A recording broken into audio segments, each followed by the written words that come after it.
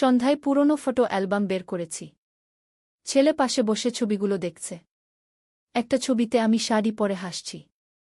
সে সেই ছবি হাতে নিয়ে বলল, মা, এই ছবিতে তুমি দেখতে আমার স্বপ্নের মেয়েটির মতো লাগছ। আমি অবাক হয়ে জিজ্ঞেস করলাম, স্বপ্নের মেয়ে মানে? সে আমার চোখের দিকে তাকিয়ে বলল, মা, ছোটবেলা থেকে স্বপ্ন দেখি একজন সুন্দর মেয়েকে বিয়ে করব।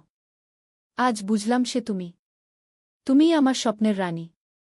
আমি তোমাকে ভালোবাসি, তোমাকে বিয়ে করতে চাই। ছবির পাতা উল্টাতে উল্টাতে আমার হাত থেমে গেল। তার কথায় এমন আন্তরিকতা যে মনে হলো সে সত্যিই আমাকে দেখে স্বপ্ন দেখে। পুরনো ছবিগুলোতে আমার তরুণ বয়সের হাসি। কিন্তু আজ সেই হাসি যেন নতুন অর্থ পেয়ে গেল। টেবিল ল্যাম্পের আলো আমাদের দুজনের ছায়া দেয়ালে পড়েছিল। সে আমার হাত ধরে ছবির উপর রাখল। তার স্পর্শে আমার শরীর শিহরিত হল। এতদিন পর মনে হলো আমি একজন নারী, শুধু মা নই। এই গল্পটি সম্পূর্ণ শুনলে আপনাদের পানি অটোমেটিক বের হয়ে যাবে, সো যত দ্রুত সম্ভব হাতের কাছে টিস্যু নিয়ে বসে পড়ুন। বিছানার চাদর যেন নষ্ট না হয় সেটা সম্পূর্ণ খেয়াল রাখার অনুরোধ জানিয়ে গল্পটি এখন শুরু করব। তার আগে সর্বশেষ অনুরোধ, দয়া করে এমন পানি বের করার গল্প নিয়মিত শুনতে আমাদের চ্যানেলটি সকলেই সাবস্ক্রাইব করুন। ধন্যবাদ। হ্যালো বন্ধুরা, আমার নাম প্রিয়াঙ্কা ভট্টাচার্য। আমার বয়স ৪৪ বছর। আমার স্বামীর নাম রাজেশ ভট্টাচার্য, বয়স ৪৭ বছর। আমাদের ২ সন্তান, রোহিত আর কৃষ্ণা। রোহিত ২১ বছর বয়সী, বিশ্ববিদ্যালয়ে পড়ে। কৃষ্ণা ১৪ বছর বয়সী, উচ্চ বিদ্যালয়ে যায়। আজ যে ঘটনাটি আপনাদের বলবো সেটা আমার জীবনের সবচেয়ে রহস্যময় আর রোমাঞ্চকর অভিজ্ঞতা। এমন কিছু যা আগে কখনো কারো সাথে ঘটেনি বলেই আমার জানা আছে। সেদিন বৃষ্টির সন্ধ্যায় আমি আর রোহিত বসে পুরনো ছবি দেখছিলাম। হঠাৎ রোহিত একটা ছবির দিকে তাকিয়ে থেমে গেল। সেটা ছিল আমার ২৫ বছর বয়সের একটা ছবি। সুন্দর লাল শাড়ি পরে, মুখে মিষ্টি হাসি। রোহিত বলল, মা, এই ছবিতে তুমি দেখতে ঠিক তেমনই লাগছ যেমন আমি ছোটবেলা থেকে স্বপ্ন দেখি। আমি অবাক হয়ে জিজ্ঞেস করলাম, কেমন স্বপ্ন? রোহিত আমার দিকে এমনভাবে তাকিয়ে রইল যেন সে আমাকে এই প্রথম দেখছে। তার চোখে এমন এক ধরনের মুগ্ধতা যেটা দেখে আমার গা শিউরে উঠল। মা, ছোটবেলা থেকেই আমি একটা অদ্ভুত স্বপ্ন দেখি। প্রায় প্রতি রাতেই একজন সুন্দরী মেয়ে আমাকে ডাকে। তার মুখ পরিষ্কার দেখতে পাই না, কিন্তু তার হাসি, তার চুল, তার পোশাক সব আমার মনে গেঁথে আছে। আজ এই ছবি দেখে মনে হচ্ছে সেই মেয়েটি তুমিই। আমার হার্টবিট বেড়ে গেল। এ কি বলছে রোহিত? আমি তার মা। কিন্তু তার কথার মধ্যে এমন কিছু ছিল যেটা আমাকে ভাবিয়ে তুলল। রোহিত, এসব কি বলছিস তুই? আমি কাঁপা গলায় বললাম। রোহিত আরও কাছে এসে বসল। তার হাত আমার হাতের উপর রাখল। আমি চমকে উঠলাম। মা, আমি জানি এটা খুবই অদ্ভুত শোনাচ্ছে। কিন্তু সেই স্বপ্নে আমি দেখি যে সেই মেয়েটি আমার স্ত্রী। আমরা একসাথে থাকি, একসাথে ঘুরি, একসাথে হাসি। এমন সুখী জীবন যেটা আমি কখনো কল্পনাও করতে পারিনি। আর আজ বুঝলাম সেই মেয়েটি তুমি, মা। আমার গলা শুকিয়ে গেল। এ কি হচ্ছে? আমার নিজের ছেলে আমাকে নিয়ে এমন কথা বলছে। কিন্তু আশ্চর্যের ব্যাপার হলো, আমার মনে হচ্ছিল এই কথাগুলো যেন আমি আগেও শুনেছি। রোহিত, তুই কি বলছিস সেটা কি বুঝতে পারছিস? আমি তাকে বোঝানোর চেষ্টা করলাম। কিন্তু রোহিত হেসে ফেল। তার হাসিটা খুবই নির্দোষ ছিল। মা, আমি জানি এটা পাগলামি শোনাচ্ছে। কিন্তু আমি তোমাকে ভালোবাসি। শুধু মা হিসেবে নয়, একজন নারী হিসেবেও। আমার মনে হচ্ছিল আমি স্বপ্ন দেখছি। এ কি সম্ভব? কিন্তু রোহিতের কথায় এমন আন্তরিকতা ছিল যেটা আমাকে ভাবিয়ে তুলল। হঠাৎ আমার মনে পড়ল কয়েক বছর আগের একটা ঘটনা। রোহিত তখন ১৭ বছর বয়সী।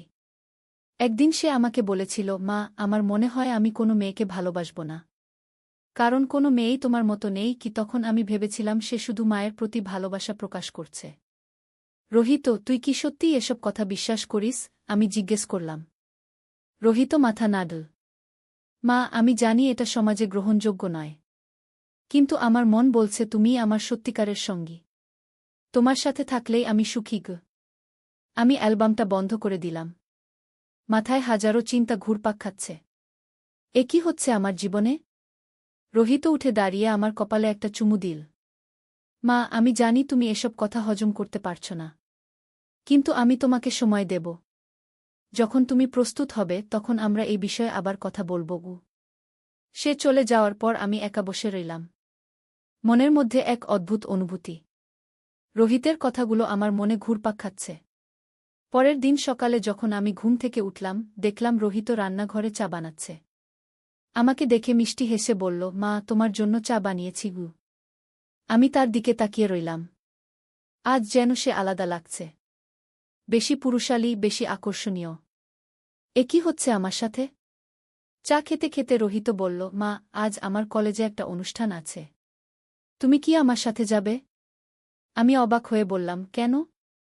অন্যদিন তো তুই কখনো আমাকে তোর কলেজে নিয়ে যেতে চাইস না গে। রোহিত হাসল। আজ চাইছি। আমি চাই আমার বন্ধুরা আমার সুন্দরী মাকে দেখুক গে। আমার গাল লাল হয়ে গেল। কি অদ্ভুত কথা! কিন্তু মনে হচ্ছিল আমি যেন এক নতুন জগতে প্রবেশ করেছি। সন্ধ্যায় কলেজে গেলাম। রোহিত আমাকে সবার সাথে পরিচয় করিয়ে দিল। তার বন্ধুরা বলল, রোহিত, তোর মা তো তোর বোনের মতো দেখতে। রোহিত গর্বিত ভঙ্গিতে বলল, হ্যাঁ, আমার মা সবচেয়ে সুন্দরী গু। অনুষ্ঠানের সময় রোহিত আমার পাশে বসে থাকল। মাঝে মাঝে আমার কানে কানে কিছু বলত। তার নিঃশ্বাস আমার গালে লাগত। আমার শরীর কাঁপছিল। ফেরার পথে রোহিত বলল, মা, আজ আমি খুবই খুশি। তুমি আমার সাথে গেছো। আমি কিছু না বলে শুধু হাসলাম। মনে হচ্ছিল যেন আমি কোনো প্রেমিকার সাথে ডেট করে ফিরছি। রাতে যখন আমি শুয়ে পড়লাম, রোহিত আমার ঘরে এলো। মা, আমি কি তোমার পাশে শুতে পারি? আমি অবাক হয়ে বললাম, কেন? রোহিত বলল, ছোটবেলায় তো তোমার পাশেই শুতাম। আজ মন চাইছে গু। আমি কিছু বলতে পারলাম না। রোহিত আমার পাশে শুয়ে পড়ল। তার শরীরের উষ্ণতা আমি অনুভব করতে পারছিলাম। মা, তুমি কি আমার কথা ভাবছ? রোহিত ফিসফিস করে জিজ্ঞেস করল। আমি বললাম, রোহিত, এসব ঠিক নয় গু। রোহিত আমার হাত ধরল। মা, আমি জানি এটা সমাজে গ্রহণযোগ্য নয়। কিন্তু আমাদের মনে যেটা আছে সেটা কি ভুল? আমি তার দিকে তাকালাম। অন্ধকারে তার চোখ জ্বলজ্বল করছে। রোহিত, আমি তোর মা গু। রোহিত বলল, তুমি আমার মা, কিন্তু তুমি একজন নারীও। আমি একজন পুরুষ। আমাদের মধ্যে যে আকর্ষণ, সেটা কি প্রাকৃতিক নয়? আমার মন দোদুল্যমান। একদিকে সমাজের নিয়ম, অন্যদিকে মনের টান। এ কি করব আমি? হঠাৎ রোহিত উঠে বসল। মা, আমি একটা কাজ করি। আমি আমার বন্ধু রাহুলের সাথে কথা বলি। সে একজন মনোবিজ্ঞানী। দেখি সে কি বলে গু। আমি বললাম, না রোহিত, কাউকে বলিস না। মানুষ কি ভাববে? রোহিত হাসল। মা, রাহুল আমার ভালো বন্ধু। সে কিছু মনে করবে না গি। পরের দিন রোহিত রাহুলকে নিয়ে এলো। রাহুল আমাকে দেখে বলল, আন্টি, রোহিত আপনার কথা অনেক বলে। আজ দেখলাম কেন? আমি লজ্জা পেলাম। রোহিত কি বলেছে তাকে? সন্ধ্যায় রাহুল চলে যাওয়ার পর রোহিত আমাকে বলল, মা, রাহুল বলেছে এটা খুবই স্বাভাবিক। অনেক পরিবারেই এমন হয়। শুধু মানুষ লুকিয়ে রাখে গু। আমি অবাক হয়ে বললাম, সত্যি? রোহিত মাথা নাড়ল। হ্যাঁ, রাহুল বলেছে আমাদের যদি একে অপরের প্রতি আকর্ষণ থাকে এবং আমরা দুজনেই সম্মত থাকি, তাহলে এতে কোনো সমস্যা নেই। আমার মন আরও কনফিউজড হয়ে গেল। রাহুল একজন শিক্ষিত ছেলে। সে যদি বলে এতে কোনো সমস্যা নেই, তাহলে হয়তো সত্যিই নেই। সেই রাতে রোহিত আবার আমার ঘরে এলো।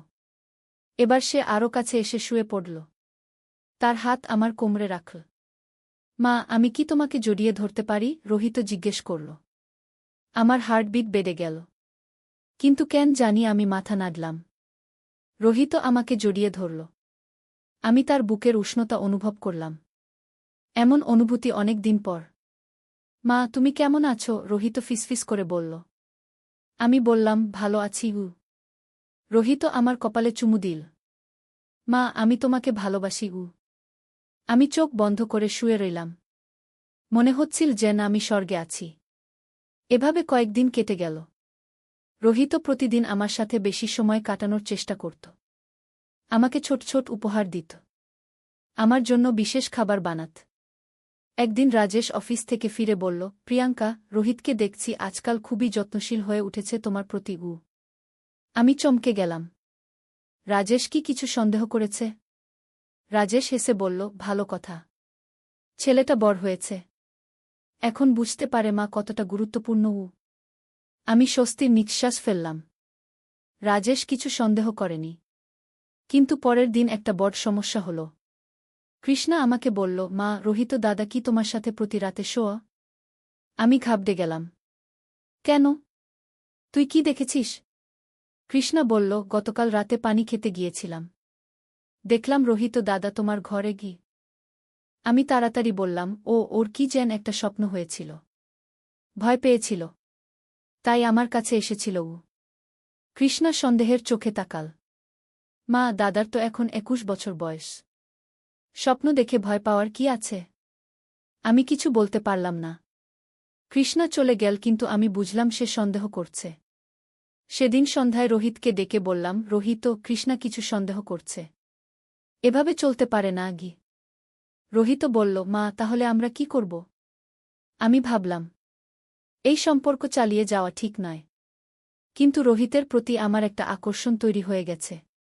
হঠাৎ আমার মনে একটা পরিকল্পনা এলো। রোহিত, তুই কি আমার সাথে কোথাও দূরে যেতে পারবি? কয়েকদিনের জন্য? রোহিত খুশি হয়ে বলল, অবশ্যই মা। কোথায় যাব? আমি বললাম, আমার মামাতো বোন সুমিত্রা পার্বতীপুরে থাকে। তার কাছে যেতে পারি। বলবো তোকে ঘুরাতে নিয়ে যাচ্ছি গি। রোহিত আনন্দে লাফিয়ে উঠল। চমৎকার আইডিয়া মা। পরের দিন আমরা পার্বতীপুরের উদ্দেশ্যে রওনা হলাম। রাজেশ আর কৃষ্ণাকে বলে এলাম যে রোহিতকে একটু ঘুরাতে নিয়ে যাচ্ছি। ট্রেনে বসে রোহিত আমার হাত ধরল। মা, আমি খুবই খুশি। শুধু তুমি আর আমি। আমিও মনে মনে খুশি। কিন্তু একটা অপরাধবোধ কাজ করছিল। পার্বতীপুর পৌঁছে সুমিত্রার বাড়িতে গেলাম। সুমিত্রা আমাদের দেখে খুশি হল। প্রিয়াঙ্কা, এতদিন পর এলি? আর রোহিত কত বড় হয়ে গেছে। আমি বললাম, রোহিতকে একটু ঘুরাতে নিয়ে এসেছি। সুমিত্রা বলল, ভালো করেছিস। ছেলের সাথে মায়ের সম্পর্ক ভালো রাখা খুবই জরুরি। রাতে খাওয়ার পর সুমিত্রা আমাদের একটা রুম দিয়ে বলল, তোরা দুজনে এখানে থাক। আমি বললাম, 2টা আলাদা রুম দরকার। সুমিত্রা হেসে বলল, আরে মা, ছেলে একই রুমে থাকলে কি সমস্যা? আমি তো আমার ছেলের সাথেই থাকি। আমি আর কিছু বলতে পারলাম না। রাতে যখন আমরা শুলাম, রোহিত আমার খুব কাছে এসে শুয়ে পড়ল। মা, এখানে কেউ আমাদের দেখবে না গি। আমার হার্টবিট বেড়ে গেল। সত্যিই তো, এখানে কেউ আমাদের সন্দেহ করবে না। রোহিত আমার গালে হাত রাখল। মা, তুমি খুবই সুন্দর গো। আমি তার দিকে তাকালাম। অন্ধকারে তার চোখ জ্বলজ্বল করছে। রোহিত, আমরা যেটা করছি সেটা কি সঠিক? আমি জিজ্ঞেস করলাম। রোহিত বলল, মা, ভালোবাসা কখনো ভুল হতে পারে না। আমরা একে অপরকে কষ্ট দিচ্ছি না। তাহলে এতে সমস্যা কি? আমি আর কিছু বলতে পারলাম না। রোহিত আমাকে আলতো করে জড়িয়ে ধরল। পরের দিন সকালে ঘুম ভাঙল সুমিত্রার ডাকে। প্রিয়াঙ্কা, উঠো। চা তৈরি। আমি দেখলাম রোহিত আমার পাশেই ঘুমিয়ে আছে। তার মুখে শান্তির হাসি। আমি আলতো করে উঠে স্নান করতে গেলাম। স্নান করার সময় আয়নায় নিজেকে দেখলাম। আমি কি করছি? এটা কি ঠিক? কিন্তু মনের একটা অংশ বলছিল যে এতে কোনো সমস্যা নেই। নাশতার সময় সুমিত্রা বলল, রোহিত, তুই তো খুবই ভদ্র ছেলে। তোর মায়ের খুবই যত্ন নিস। রোহিত লজ্জা পেয়ে বলল, মামি, মা আমার সবচেয়ে প্রিয় মানুষ গো। সুমিত্রা আমার দিকে তাকিয়ে বলল, প্রিয়াঙ্কা, তুই খুবই ভাগ্যবতী। এমন ছেলে পেয়েছিস গো। আমি শুধু হাসলাম। সুমিত্রা জানে না আসল সত্য। দুপুরে আমরা স্থানীয় একটা পার্কে গেলাম। রোহিত আমার হাত ধরে হাঁটছিল। মানুষ ভাবছিল আমরা মাছেলে। কেউ সন্দেহ করছিল না। একটা বেঞ্চে বসে রোহিত বলল, মা, আমার মনে হচ্ছে আমরা নতুন জীবন শুরু করেছি গিয়ে। আমি বললাম, রোহিত, আমাদের পরিবারের কথা ভাব। তোর বাবা, কৃষ্ণাগু। রোহিত বলল, মা, আমি সবার কথা ভাবি। কিন্তু আমাদের খুশি থাকার অধিকার নেই? আমি চুপ করে রইলাম। রোহিতের কথায় যুক্তি আছে। সন্ধ্যায় আমরা স্থানীয় একটা মেলায় গেলাম। রোহিত আমার জন্য চুড়ি কিনল, ফুল কিনল। মানুষ ভাবছিল সে আমার প্রেমিক। মেলা থেকে ফেরার পথে রোহিত বলল, মা, আজ আমি খুবই খুশি। মনে হচ্ছে আমরা নতুন দম্পতি গু। আমার গাল লাল হয়ে গেল। রোহিত, এসব কথা বলিস না গি। রোহিত হাসল। কেন মা? সত্য কথা বলছি তো। রাতে সুমিত্রার বাড়িতে ফিরে খাওয়া দাওয়া সেরে আমরা রুমে গেলাম। আজ রোহিত আরও সাহসী। মা, আমি কি তোমার মাথায় তেল দিতে পারি? রোহিত জিজ্ঞেস করল। আমি রাজি হয়ে গেলাম। রোহিত আমার মাথায় তেল দিতে শুরু করল। তার স্পর্শে আমার শরীর কাঁপছিল। মা, তোমার চুল খুবই সুন্দর কি? রোহিত বলল। আমি চোখ বন্ধ করে উপভোগ করলাম। এত ভালোবাসার স্পর্শ অনেক দিন পর পাচ্ছি। রোহিত, তুই আমাকে এতটা ভালোবাসিস কেন? আমি জিজ্ঞেস করলাম। রোহিত বলল, মা, তুমি আমার জীবনের সবচেয়ে সুন্দর অংশ। তোমার বিনা আমার জীবন অর্থহীন গু। আমি চোখ খুলে তার দিকে তাকালাম। তার চোখে এমন ভালোবাসা যেটা দেখে আমার মন গলে গেল। রোহিত, আমিও তোকে ভালোবাসি। আমি অবশেষে স্বীকার করলাম। রোহিত আনন্দে আমাকে জড়িয়ে ধরল। মা, তুমি আমার জীবনের সবচেয়ে বড় উপহার। এভাবে আমরা পার্বতীপুরে 5 দিন কাটালাম। প্রতিদিন আমাদের সম্পর্ক আরও গভীর হচ্ছিল। আমি বুঝতে পারছিলাম আমি রোহিতকে শুধু ছেলে হিসেবে নয়, একজন পুরুষ হিসেবেও ভালোবাসতে শুরু করেছি। ফেরার দিন সুমিত্রা বলল, প্রিয়াঙ্কা, দেখছি তুই আর রোহিত খুবই খুশি। এই ভ্রমণ তোদের দুজনের জন্যই ভালো হয়েছে কি? আমি হাসলাম। সুমিত্রা জানে না এই ভ্রমণ আমাদের জীবন কতটা বদলে দিয়েছে। ট্রেনে ফেরার সময় রোহিত আমার কানে কানে বলল, মা, আমাদের এই সুন্দর সময়ের কথা আমি কখনো ভুলব না গু। আমিও মনে মনে একমত। এই 5 দিন আমার জীবনের সবচেয়ে সুখের দিন। ঢাকায় ফিরে এসে দেখি রাজেশ আর কৃষ্ণা আমাদের জন্য অপেক্ষা করছে। কৃষ্ণা দৌড়ে এসে আমাকে জড়িয়ে ধরল। মা, তোমার খুব মিস করেছি গু। রাজেশ বলল, কেমন ছিল ভ্রমণ? আমি বললাম, খুবই ভালো। রোহিত খুব খুশি গু। রাজেশ রোহিতের দিকে তাকিয়ে বলল, তুই মনে হয় অনেক এনজয় করেছিস গু। রোহিত লজ্জা পেয়ে বলল, হ্যাঁ বাবা, মায়ের সাথে ঘুরতে খুবই ভালো লেগেছে ইউ। রাতে রোহিত আমার ঘরে এসে বলল, মা, এখন কি করব? বাড়িতে তো আর আগের মতো থাকতে পারব না গি। আমি বললাম, রোহিত, আমাদের সাবধান থাকতে হবে। কেউ যেন সন্দেহ করতে না পারে গুই। রোহিত মাথা নাড়ল। ঠিক বলেছ মা। কিন্তু আমি তোমাকে ছাড়া থাকতে পারব না গি। আমি তার গাল ছুঁয়ে বললাম, আমিও তোকে ছাড়া থাকতে পারব না। কিন্তু আমাদের ধৈর্য রাখতে হবে গে। পরের কয়েকদিন আমরা খুবই সাবধানে চলাফেরা করলাম। দিনের বেলা স্বাভাবিক মাছেলের মতো আচরণ, রাতে চুপি চুপি একসাথে সময় কাটানো। কিন্তু একদিন বিপদ হল। রাজেশ অফিস থেকে তাড়াতাড়ি ফিরে এসে দেখল রোহিত আমার কোলে মাথা রেখে শুয়ে আছে আর আমি তার মাথায় হাত বুলাচ্ছি। রাজেশ অবাক হয়ে বলল, এ কি হচ্ছে? আমি তাড়াতাড়ি বললাম, রোহিতের মাথা ব্যথা। তাই আমি মাথায় হাত বুলিয়ে দিচ্ছি গু। রাজেশ সন্দেহের চোখে তাকাল। রোহিত, তোর মাথা ব্যথা? রোহিত উঠে বসে বলল, হ্যাঁ বাবা, খুব ব্যথা করছিল। রাজেশ আর কিছু বলল না, কিন্তু আমি বুঝলাম সে সন্দেহ করছে। সেদিন রাতে রাজেশ আমাকে জিজ্ঞেস করল, প্রিয়াঙ্কা, রোহিতের সাথে তোর আচরণ আজকাল একটু অদ্ভুত লাগছে গু। আমি ঘাবড়ে গেলাম। কি রকম অদ্ভুত?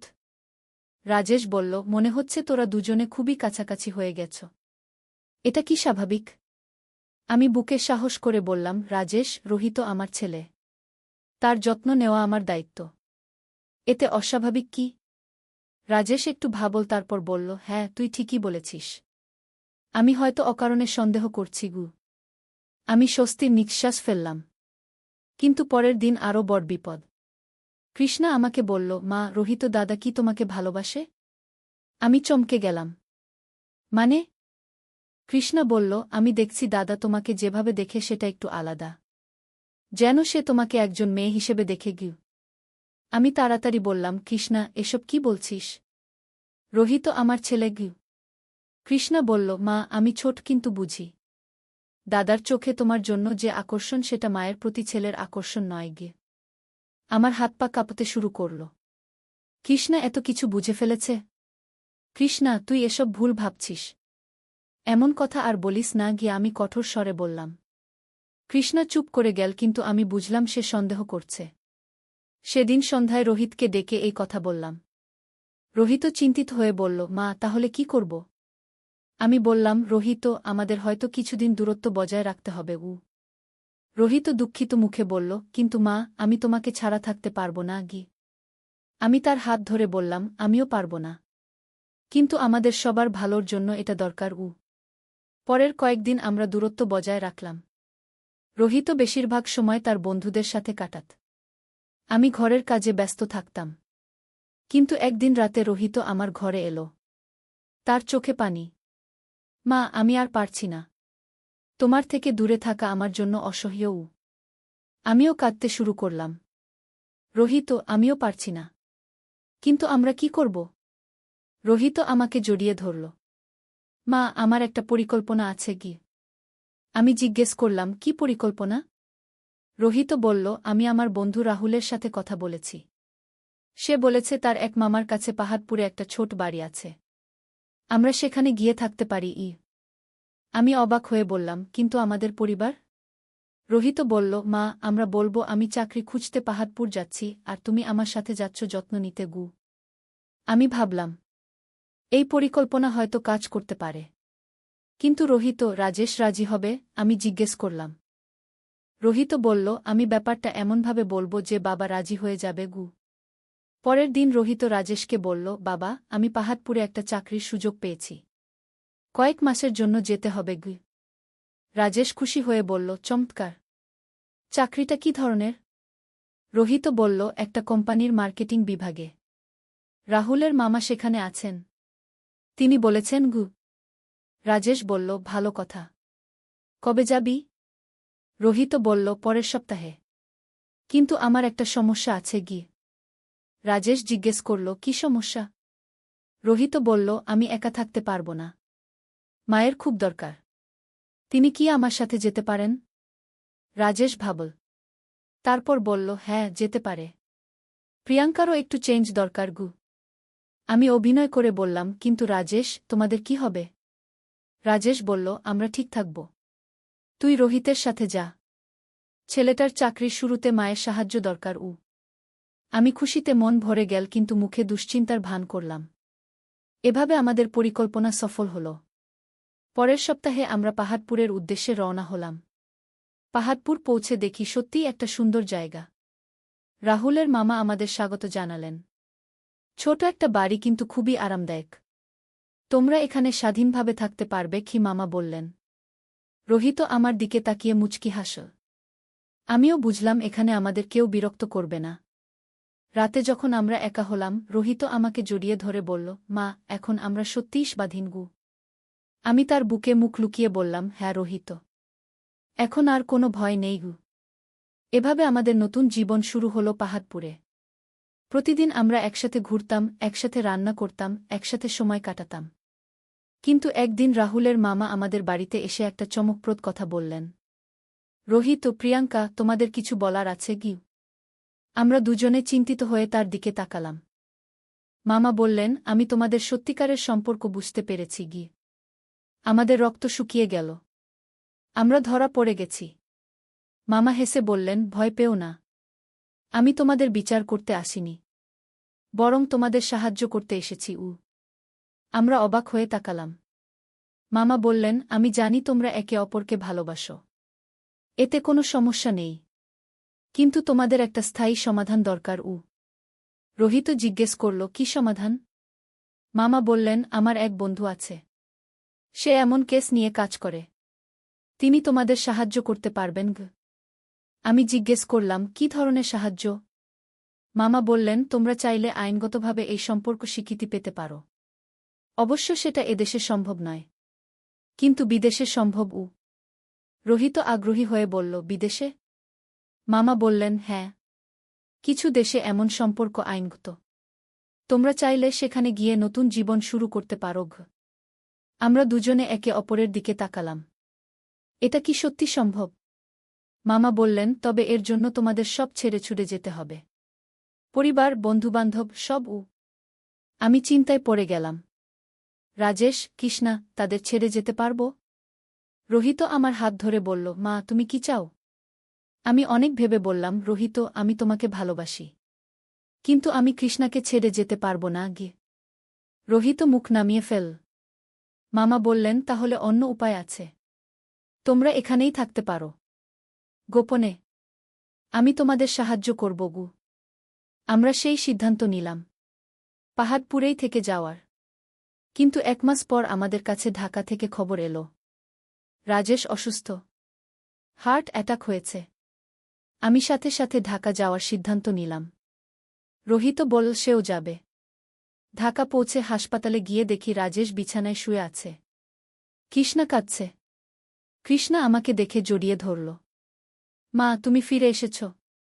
বাবার খুব খারাপ অবস্থা গিয়ে। আমি রাজেশের পাশে বসলাম। তার চোখে পানি। প্রিয়াঙ্কা, আমি ভাবছিলাম তোমাকে আর দেখতে পাব না, রাজেশ দুর্বল গলায় বলল। আমার মনে অপরাধবোধ জেগে উঠল। আমি কি করেছি? আমার স্বামী মৃত্যুর সাথে লড়াই করছে আর আমি। রাজেশ, আমি এখন তোমার কাছেই থাকব। আমি তার হাত ধরে বললাম। রাজেশ মুচকি হাসল। জানতাম তুমি ফিরে আসবে গু। ডাক্তার বললেন রাজেশের অবস্থা গুরুতর। তাকে কয়েক মাস বিশ্রাম নিতে হবে। আমি সিদ্ধান্ত নিলাম ঢাকাতেই থেকে যাওয়ার। রোহিত বলল সেও থাকবে। এভাবে আমরা আবার পারিবারিক জীবনে ফিরে এলাম। কিন্তু এখন পরিস্থিতি অন্যরকম। আমি রাজেশের দেখভাল করতাম দিনরাত। রোহিত সাহায্য করত। একদিন রাতে রাজেশ আমাকে ডেকে বলল, প্রিয়াঙ্কা, আমি জানি আমার বেশিদিন নেই গু। আমি বললাম, এসব কি বলছ? তুমি ঠিক হয়ে যাবে গু। রাজেশ বলল, না, আমি জানি। কিন্তু আমার একটা কথা আছে গি। আমি কান পেতে রইলাম। রাজেশ বলল, আমি রোহিত। সত্যের আলো। একটি ইসলামিক গল্প। প্রথম অধ্যায়, শুরুর কথা। মক্কার পবিত্র ভূমিতে, যেখানে কাবা শরীফের মহিমা ছড়িয়ে আছে চারদিকে, সেখানেই বাস করত এক যুবক নাম আব্দুল রহমান। তার বয়স মাত্র ২৫ বছর, কিন্তু জীবনের তিক্ত অভিজ্ঞতা তাকে করে তুলেছিল একজন পরিণত মানুষ। তার পিতা ছিলেন একজন সফল ব্যবসায়ী, কিন্তু হঠাৎ একদিন এক দুর্ঘটনায় তার মৃত্যু হয়। সেই থেকে আব্দুল রহমানের উপর পড়েছিল পরিবারের সমস্ত দায়িত্ব। আব্দুল রহমানের মা, আয়েশা বেগম, ছিলেন একজন ধার্মিক ও আদর্শ মুসলিম নারী। ৫ ওয়াক্ত নামাজ, কুরআন তিলাওয়াত আর দানখরাতে তার দিন কাটত। ছোট বোন ফাতেমা, মাত্র ১৫ বছর বয়স, স্বপ্ন দেখত একদিন হাফেজা হওয়ার। পরিবারের এই শান্তিময় পরিবেশেই বেড়ে উঠেছিল আব্দুল রহমান। কিন্তু পিতার মৃত্যুর পর আব্দুল রহমানের জীবনে নেমে এল ঘোর অন্ধকার। ব্যবসায়িক ক্ষতি, ঋণের বোঝা আর পরিবারের ভরণপোষণের দায়িত্ব তাকে দিশেহারা করে তুলল। একদিকে মায়ের চিকিৎসার খরচ, অন্যদিকে ছোট বোনের লেখাপড়ার খরচ। সব মিলিয়ে তার উপর চাপ এসেছিল পাহাড়সম। এই কঠিন সময়ে আব্দুল রহমান ধীরে ধীরে দূরে সরে যেতে লাগল ইবাদতবন্দেগী থেকে। নামাজ কাজা হতে লাগল, কুরআন খোলা হতো না সপ্তাহের পর সপ্তাহ। রাত জেগে ব্যবসার হিসাব করতে করতে ফজরের আজানের সময় হয়ে যেত, কিন্তু নামাজ পড়ার শক্তি থাকত না। মনে হতো আল্লাহ তাআলা বুঝি তার থেকে মুখ ফিরিয়ে নিয়েছেন। দ্বিতীয় অধ্যায়, পথভ্রষ্টতার দিকে। দিন যেতে থাকল। আব্দুল রহমানের ব্যবসা আরও খারাপ হতে লাগল। একদিন এক পুরাতন বন্ধু সালিম তার কাছে এল। সালিম ছিল খুবই ধূর্ত ও চতুর প্রকৃতির। সে আব্দুল রহমানকে বলল, বন্ধু, তুই এভাবে মরে যাবি। আমার সাথে এক কাজে নাম দে। অল্প সময়ে অনেক টাকা পাবি গু। আব্দুল রহমান জিজ্ঞেস করল, কি কাজ? সালিম কানে কানে বলল, সুদের ব্যবসা। আমি কিছু ধনী লোকদের সাথে যুক্ত আছি। তারা গরিব লোকদের কাছে বেশি সুদে টাকা ধার দেয়। আমরা তাদের এজেন্ট হিসেবে কাজ করব। কমিশন পাব ভালোও। আব্দুল রহমান চমকে উঠল। সে জানত সুদ ইসলামে হারাম। কিন্তু পরিস্থিতির চাপে তার বিবেক দুর্বল হয়ে পড়েছিল। সে বলল, কিন্তু এটা তো সুদ। ইসলামে এটা নিষেধ। সালিম হেসে বলল, আরে বন্ধু, এখন আর সেসব পুরাতন কথা চলে না। যুগের সাথে তাল মিলিয়ে চলতে হবে। তাছাড়া তুই তো সুদ নিচ্ছিস না, শুধু দালালি করছিস। এতে কোনো অসুবিধা নেই। আব্দুল রহমান দীর্ঘ সময় চিন্তা করল। একদিকে তার পরিবারের প্রয়োজন, অন্যদিকে ধর্মীয় নিষেধাজ্ঞা। অবশেষে সে রাজি হয়ে গেল। এই সিদ্ধান্ত নেওয়ার পর থেকেই আব্দুল রহমানের জীবনে পরিবর্তন আসতে শুরু করল। প্রথমে সে ভাবল এটা সাময়িক, কিছুদিন পর অবস্থা ভাল হলে এই কাজ ছেড়ে দেবে। কিন্তু যেমনটা সবসময় হয়, একবার পাপের পথে পা রাখলে সেখান থেকে ফিরে আসা কঠিন হয়ে যায়। প্রথম মাসেই সে ভাল পরিমাণ কমিশন পেল। মায়ের ওষুধ কিনতে পারল, ছোট বোনের বইখাতা কিনে দিল। কিন্তু মনের গভীরে একটা অস্বস্তি কাজ করতে লাগল। রাতে ঘুম হতো না ঠিকমত। স্বপ্নে দেখত তার বাবা তার দিকে দুঃখের দৃষ্টিতে তাকিয়ে আছেন। তৃতীয় অধ্যায়, পাপের জাল। দিন যেতে লাগল। আব্দুল রহমান এখন নিয়মিত সুদি কারবারে জড়িত।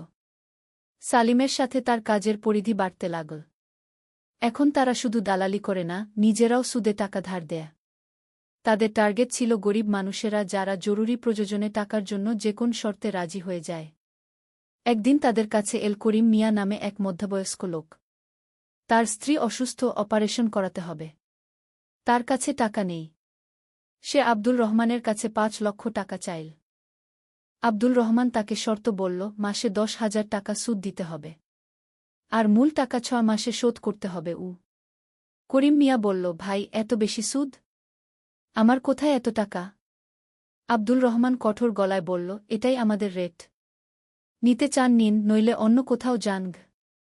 অপারগ করিম মিয়া রাজি হয়ে গেল। কিন্তু ৬ মাস পর সে টাকা শোধ করতে পারল না। তার স্ত্রীর চিকিৎসাতেই সব টাকা শেষ হয়ে গিয়েছিল। আব্দুল রহমান ও সালিম তখন তাকে চাপ দিতে শুরু করল। টাকা নেই মানে কি? সালিম চিৎকার করে বলল। তোমার বাড়ি আছে না? সেটা বিক্রি করে টাকা দাও।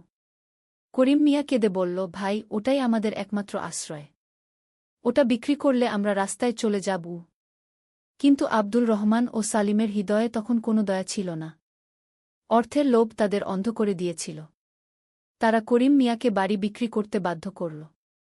এই ঘটনার পর আব্দুল রহমানের মনে প্রথমবারের মতো গুরুতর সংশয় জাগল। রাতে বিছানায় শুয়ে সে ভাবতে লাগল, আমি কি করে এত নিষ্ঠুর হয়ে গেলাম? একটা পরিবারকে রাস্তায় এনে দিলাম, কিন্তু সালিম তাকে বুঝিয়ে বলল, ব্যবসায় আবেগ চলে না। আমরা চ্যারিটি করি না। ৪র্থ অধ্যায়, মায়ের অশ্রু। আব্দুল রহমানের মা আয়েশা বেগম ছেলের পরিবর্তন বুঝতে পারছিলেন। তিনি দেখতেন ছেলে এখন নামাজ পড়ে না, ঘরে এসে ক্লান্ত ও বিরক্ত থাকে। অনেক অচেনা লোকজন আসে তাদের বাড়িতে। টাকা পয়সার কোনো অসুবিধা নেই, কিন্তু ছেলের আচরণে একটা পরিবর্তন। একদিন তিনি আব্দুল রহমানকে ডেকে বললেন, বাবা, তুমি এখন কি কাজ কর? আব্দুল রহমান এড়িয়ে বলল, ব্যবসা মা। যেমনটা আব্বা করতেন। কিন্তু তোমার আব্বা কখনো এরকম করতেন না। তুমি নামাজ পড় না কেন?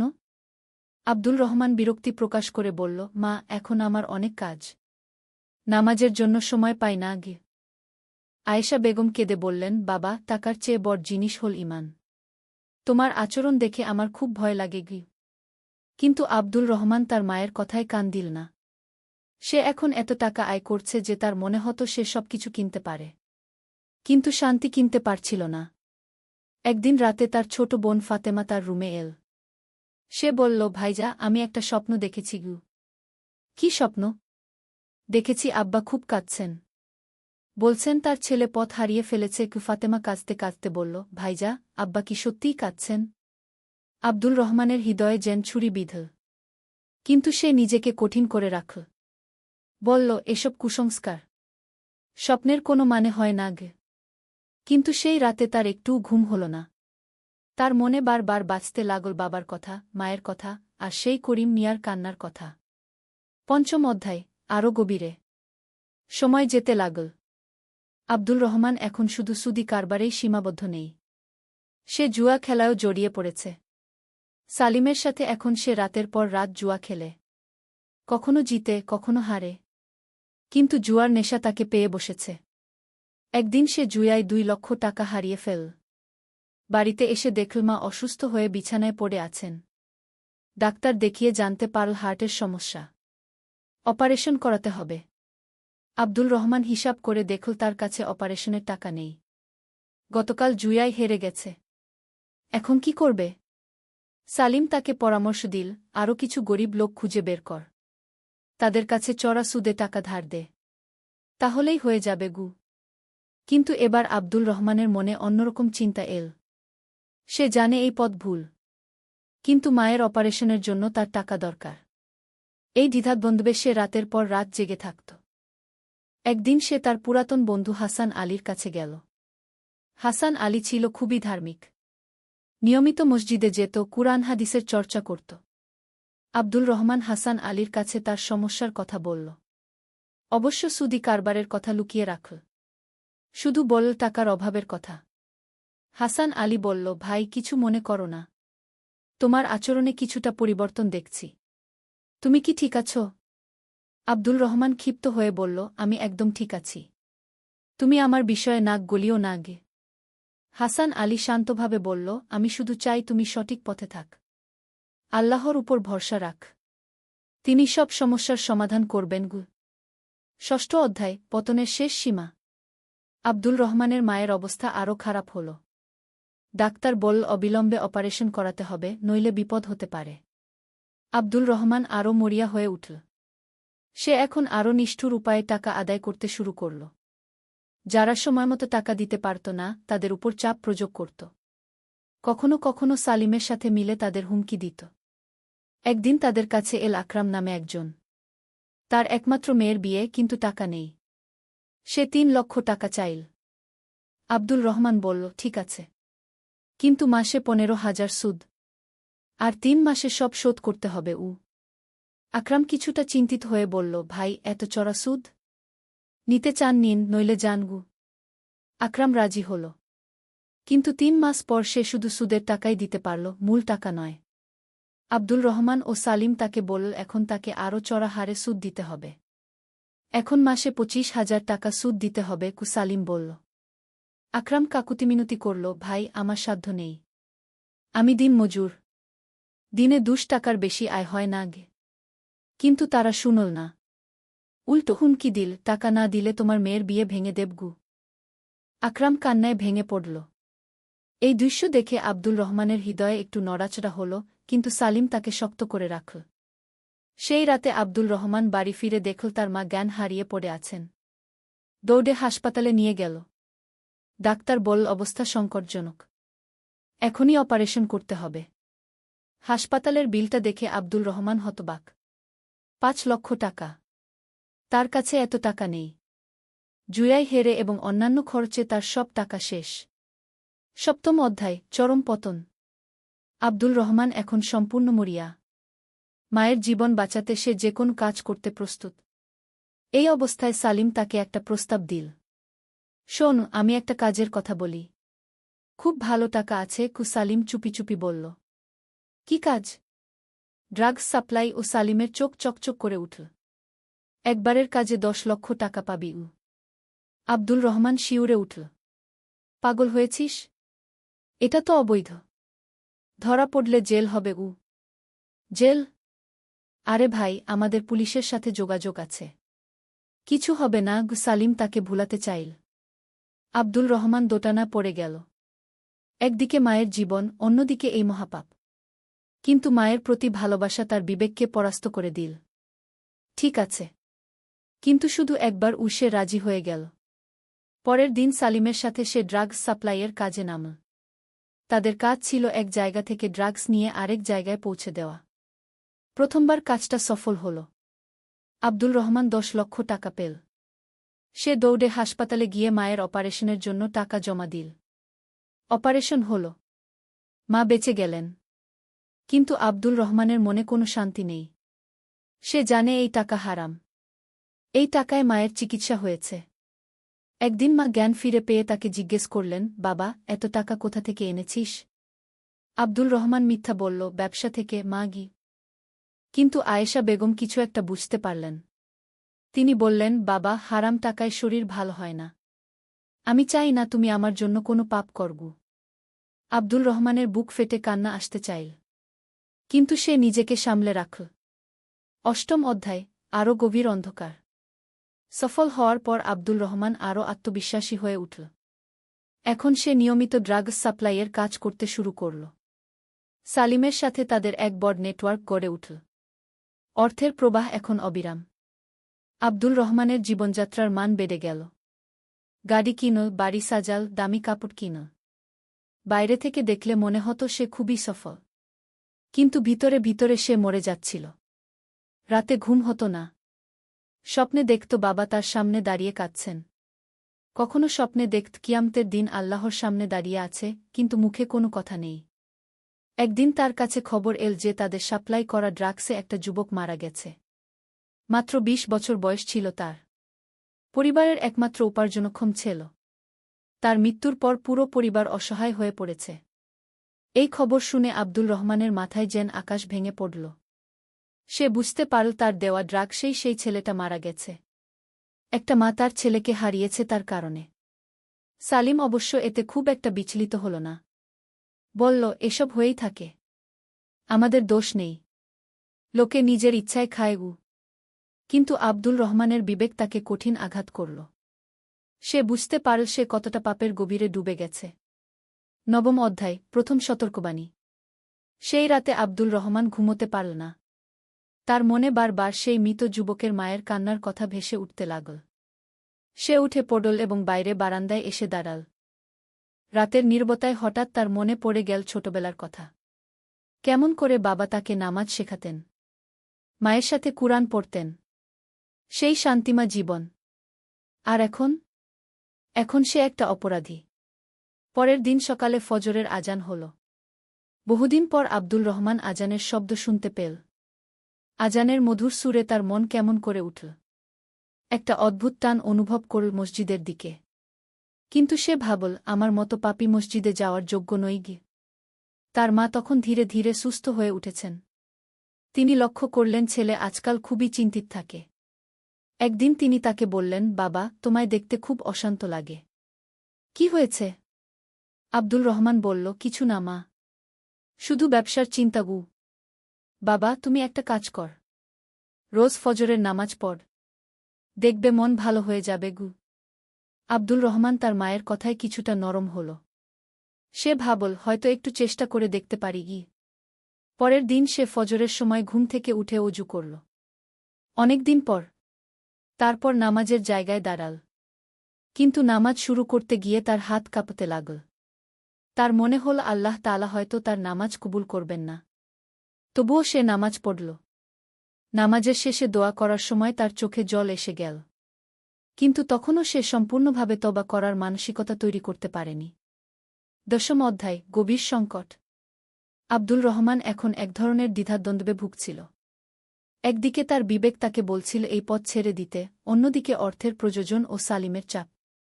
একদিন তাদের একটা বড় চালান নিয়ে যেতে হবে। সালিম বলল, এবারের মাল খুবই দামি, পুলিশের চোখ এড়িয়ে নিয়ে যেতে হবে। এবার যদি ধরা পড়ি? আব্দুল রহমান জিজ্ঞেস করল। ধরা পড়বি না, আমার সব ব্যবস্থা আছে, সালিম আত্মবিশ্বাসের সাথে বলল। কিন্তু সেদিন সবকিছু ভুল হয়ে গেল। তাদের তথ্য অনুযায়ী পুলিশের চেকপোস্ট এক জায়গায় থাকার কথা, কিন্তু হঠাৎ অন্য জায়গায় পুলিশ এসে গেল। তারা ধরা পড়ে গেল। আব্দুল রহমানকে গ্রেফতার করা হল। পুলিশ স্টেশনে নিয়ে যাওয়া হল। সেখানে সে বুঝতে পারল সালিমের সব কথা মিথ্যা ছিল। পুলিশের সাথে কোনো যোগাযোগ নেই। এটা ছিল সালিমের বানানো গল্প। পুলিশ ইনভেস্টিগেশন করে জানতে পারল আব্দুল রহমান এই প্রথম ধরা পড়েছে, কিন্তু অনেক দিন ধরে এই কাজে জড়িত। তার বিরুদ্ধে অভিযোগ উঠল ড্রাগস সাপ্লাই, অবৈধ সুদি কারবার ও অন্যান্য অপরাধের। জেলে যাওয়ার সময় আব্দুল রহমানের মনে পড়ল তার মা, ছোট বোন। তারা এই খবর পেলে কি অবস্থা হবে? একাদশ অধ্যায়, জেলের অন্ধকারে। জেলখানার ছোট্ট কক্ষে বসে আব্দুল রহমান তার জীবনের ভুলগুলো নিয়ে চিন্তা করতে লাগল। এখানে এসে তার প্রথমবারের মতো সময় পেল নিজের কাছে ফিরে আসার। জেলে তার সাথে ছিল আরও অনেক কয়েদি। তাদের মধ্যে একজন ছিল হাজী সাহেব। হাজী সাহেব একটা রাজনৈতিক মামলায় জেলে এসেছিলেন। তিনি খুবই ধার্মিক ও জ্ঞানী মানুষ ছিলেন। হাজী সাহেব আব্দুল রহমানের দিকে একদিন বললেন, বাবা, তুমি খুব কষ্ট পাচ্ছ মনে হয় গিয়ে। আব্দুল রহমান প্রথমে কিছু বলতে চাইল না। কিন্তু হাজী সাহেবের আন্তরিকতা দেখে সে খুলে বলল তার সব কথা। কিভাবে সে পাপের পথে হেঁটেছে, কিভাবে একটার পর একটা অন্যায় করেছে। হাজী সাহেব মনোযোগ দিয়ে শুনলেন। তারপর বললেন, বাবা, আল্লাহ তাআলার রহমত অসীম। কোনো পাপী এত বড় নয় যে তওবা করলে মাফ হবে না গি। কিন্তু হাজী সাহেব, আমি তো অনেক বড় পাপ করেছি। একটা ছেলে মারা গেছে আমার দেওয়া ড্রাগসে। আমি কত পরিবার ধ্বংস করেছি। আল্লাহ তাআলা বলেছেন, বল, হে আমার বান্দারা, যারা নিজেদের উপর জুলুম করেছ, তোমরা আল্লাহর রহমত থেকে নিরাশ হজো না। নিশ্চয় আল্লাহ সব পাপ ক্ষমা করে দেন। কুরআনের এই আয়াত তোমার জন্য গু। আব্দুল রহমানের চোখে জল এসে গেল। হাজী সাহেব আরও বললেন, কিন্তু তওবা হতে হবে সত্যিকারের মন থেকে। আর আগামীতে আর কখনো এই পাপ করবে না, এই প্রতিজ্ঞা করতে হবে গু। সেই রাতে আব্দুল রহমান অনেক দিন পর সত্যিকারের নামাজ পড়ল। তার মন থেকে কান্নায় ভেঙে পড়ল। আল্লাহর কাছে ক্ষমা চাইল।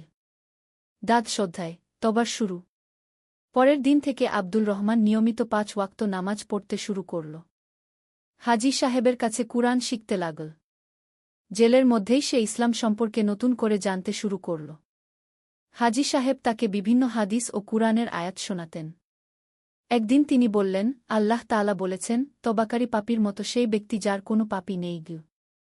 আব্দুল রহমান জিজ্ঞেস করল, কিন্তু আমি যে ক্ষতি করেছি সেগুলোর কি হবে? সেগুলোর জন্য তোমাকে ক্ষতিগ্রস্তদের কাছে ক্ষমা চাইতে হবে।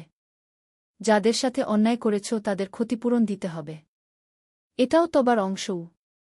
আব্দুল রহমান সিদ্ধান্ত নিল, জেল থেকে বের হলে সে যাদের সাথে অন্যায় করেছে তাদের সবার কাছে গিয়ে ক্ষমা চাইবে। যতদূর সম্ভব তাদের ক্ষতিপূরণ দেবে। জেলে থাকাকালীন সে একটা চিঠি লিখল তার মা ও বোনের কাছে। চিঠিতে সে লিখল, প্রিয় মা, আমি জানি আমার এই অবস্থায় তোমার খুব কষ্ট হচ্ছে। আমি তোমার কাছে ক্ষমা চাই। আমি ভুল পথে হেঁটেছি। কিন্তু এখন আমি বুঝতে পেরেছি, আল্লাহর রহমতে আমি পরিবর্তন হয়েছি। জেল থেকে বের হলে আমি নতুন মানুষ হয়ে তোমাদের কাছে ফিরব। আমার জন্য দোয়া করো মা গু। এই চিঠি পাওয়ার পর তার মা ও বোন কেঁদে ভেসে গেল। কিন্তু তাদের মনে একটা আশার আলো জ্বলে উঠল। 13 অধ্যায়, জেলে সংস্কার। জেলে থাকাকালীন আব্দুল রহমান শুধু নিজে পরিবর্তন হয়নি, অন্যদেরও পরিবর্তনে সাহায্য করেছে। হাজী সাহেবের সাহায্যে সে অন্য কয়েদিদের মধ্যেও ইসলামের দাওয়াত দিতে শুরু করল। জেলে একজন কয়েদি ছিল নাসির। সে চুরি ডাকাতির মামলায় জেলে এসেছিল। প্রথমে সে খুবই রাগী ও উগ্র স্বভাবের ছিল। কিন্তু আব্দুল রহমানের সাথে কথাবার্তা বলে তার মনে পরিবর্তন এল। একদিন নাসির আব্দুল রহমানকে বলল, ভাই, আমিও নামাজ শিখতে চাই। আব্দুল রহমান তাকে নামাজ শেখাল। ধীরে ধীরে নাসিরও নিয়মিত নামাজ পড়তে শুরু করল। এভাবে জেলের অনেক কয়েদি আব্দুল রহমানের প্রভাবে ইসলামের দিকে ফিরে এল। জেলারও এই পরিবর্তন লক্ষ্য করলেন। তিনি দেখলেন যেসব কয়েদি আব্দুল রহমানের সাথে থাকে তারা অনেক শান্ত ও ভদ্র হয়ে গেছে। হাজী সাহেব আব্দুল রহমানকে বললেন, দেখ বাবা, আল্লাহ তাআলা তোমাকে দিয়ে কত ভালো কাজ করাচ্ছেন। তোমার পাপের কারণে তুমি এখানে এসেছিলে, কিন্তু এখন তুমি অনেকের হেদায়েতের কারণ হয়ে দাঁড়িয়েছ। আব্দুল রহমান বুঝতে পারল যে আল্লাহ তাআলা তাকে এই কঠিন পরিস্থিতিতে রেখে আসলে তাকে পরিশুদ্ধ করছেন। জেল তার জন্য শাস্তি নয়, বরং পরিশুদ্ধির স্থান। 14 অধ্যায়, মুক্তির দিন। 1.5 বছর পর আব্দুল রহমানের জামিন হল। ভালো আচরণের জন্য তার শাস্তি কমিয়ে দেওয়া হয়েছিল। জেল থেকে বের হওয়ার দিন তার মা ও বোন তাকে নিতে এল। মা তাকে দেখে চোখের জলে বুক ভাসাল। কিন্তু এবারের কান্না ছিল আনন্দের। তিনি দেখতে পেলেন ছেলের চেহারায় এক অন্যরকম নূর। চোখে মুখে শান্তি। যে ছেলে জেলে যাওয়ার আগে অশান্ত ও বিক্ষুব্ধ ছিল সে এখন একেবারে পরিবর্তিত। গাড়িতে বাড়ি ফেরার পথে আব্দুল রহমান তার মাকে বলল, মা, আমি তোমার কাছে ক্ষমা চাই। আমি অনেক ভুল করেছি। আয়েশা বেগম বললেন, বাবা, আল্লাহ তোমাকে হেদায়েত দিয়েছেন। এখন নতুন জীবন শুরু করগু। বাড়িতে পৌঁছে আব্দুল রহমান প্রথমে অজু করে 2 রাকাত শুকরানার নামাজ পড়ল। তারপর দীর্ঘ সময় দোয়া করল। ছোট বোন ফাতেমা এসে বলল, ভাইজা, তুমি অনেক পরিবর্তন হয়েছ। এখন তোমাকে দেখতে খুব ভাল লাগছে গু। আব্দুল রহমান বোনকে জড়িয়ে ধরে বলল, ফাতেমা, তোমার ভাই আগের মতো নেই। এখন সে একজন নতুন মানুষ গু। 15 অধ্যায়, ক্ষতিপূরণের যাত্রা। জেল থেকে ফিরে আব্দুল রহমান প্রথম কাজ হিসেবে ঠিক করল যাদের সাথে অন্যায় করেছে তাদের খোঁজ করবে। যতদূর সম্ভব তাদের ক্ষতিপূরণ দেবে। প্রথমেই সে খোঁজ নিল সেই করিম মিয়ার, যার বাড়ি বিক্রি করতে বাধ্য করেছিল। খোঁজ নিয়ে জানতে পারল করিম মিয়া এখন একটা ছোট্ট ভাড়া বাড়িতে থাকে। অনেক কষ্টে দিন কাটায়। আব্দুল রহমান তার কাছে গেল। করিম মিয়া তাকে দেখে প্রথমে ভয় পেল। ভাবল হয়তো আবার কোনো দাবি নিয়ে এসেছে। আব্দুল রহমান বলল, চাচা, আমি ক্ষমা চাইতে এসেছি। আপনার সাথে যে অন্যায় করেছি তার জন্য আমি অনুতপ্ত। করিম মিয়া অবাক হয়ে বলল, কি বলছো বাবা? আমি আপনাকে বাড়ি বিক্রি করতে বাধ্য করেছিলাম। এটা ছিল চরম অন্যায়। আল্লাহর কাছে তওবা করেছি। এখন আপনার কাছে ক্ষমা চাই। আব্দুল রহমান করিম মিয়ার পায়ে হাত রাখল। করিম মিয়ার চোখে জল এসে গেল। বলল, বাবা, তুমি ক্ষমা চাইছ? আমি তো ভেবেছিলাম তুমি শুধু টাকার লোভী গো। চাচা, আমি এখন অন্য মানুষ। আপনার ক্ষতিপূরণ দিতে চাই। আব্দুল রহমান একটা খাম বের করল। এখানে 5 লক্ষ টাকা আছে। আপনি একটা ছোট বাড়ি কিনতে পারবেন গু। করিম মিয়া হতবাক। বলল, এত টাকা কোথা থেকে এনেছ? আমার মায়ের গহনা বিক্রি করেছি। উনি খুশি মনে দিয়েছেন যখন জেনেছেন আমি আপনাদের ক্ষতিপূরণ দিতে চাই গিয়ে। করিম মিয়া কাঁদতে কাঁদতে আব্দুল রহমানকে দোয়া করল। বলল, আল্লাহ তোমায় নেক হায়াত দিন গু। ষোড়শ অধ্যায়, আরও ক্ষতিপূরণ। এরপর আব্দুল রহমান খোঁজ করল আকরাম সাহেবের, যার মেয়ের বিয়ের জন্য টাকা নিয়ে পরে চড়া সুদ দিতে বাধ্য করেছিল। জানতে পারল আকরাম সাহেবের অবস্থা এখনও খারাপ। সুদের টাকা শোধ করতে গিয়ে অনেক কষ্টে আছেন। আব্দুল রহমান তার কাছে গেল। আকরাম সাহেব তাকে দেখে বলল, আরে তুমি? শুনেছি জেল হয়েছিল উ। জি চাচা। আমি আপনার কাছে ক্ষমা চাইতে এসেছি উ। আব্দুল রহমান তাকেও পুরো ঘটনা বলল। তার অনুতাপের কথা বলল।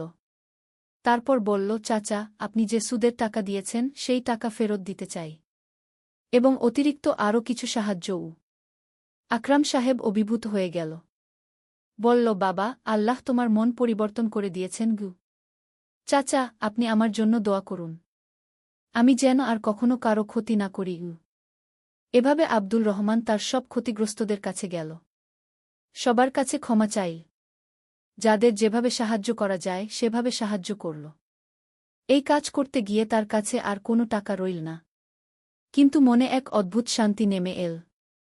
মনে হল যেন একটা বিরাট বোঝা নেমে গেছে কাঁধ থেকে। সপ্তদশ অধ্যায়, নতুন জীবনের শুরু। এখন আব্দুল রহমানের সামনে সমস্যা হল জীবিকার। তার কাছে কোনো টাকা নেই, কোনো ব্যবসা নেই। কিন্তু সে ঠিক করল যেভাবেই হোক সৎ পথে রোজগার করবে। সে ঠিক করল ছোট থেকে শুরু করবে। প্রথমে রিক্সা চালানোর কথা ভাবল। কিন্তু রিক্সা কেনার টাকাও নেই। এ সময় তার পুরাতন বন্ধু হাসান আলী তার কাছে এল। হাসান আলী শুনেছিল আব্দুল রহমান পড়ি। একদিন আলী সাহেব সোহেলের অফিসে এলেন। সোহেল তাকে দেখে অবাক হয়ে গেল। স্যার, আপনি এখানে? হ্যাঁ সোহেল, তোমার অফিস একবার দেখতে চাইলাম। খুব সুন্দর হয়েছে গু। আলী সাহেব পুরো অফিস ঘুরে দেখলেন।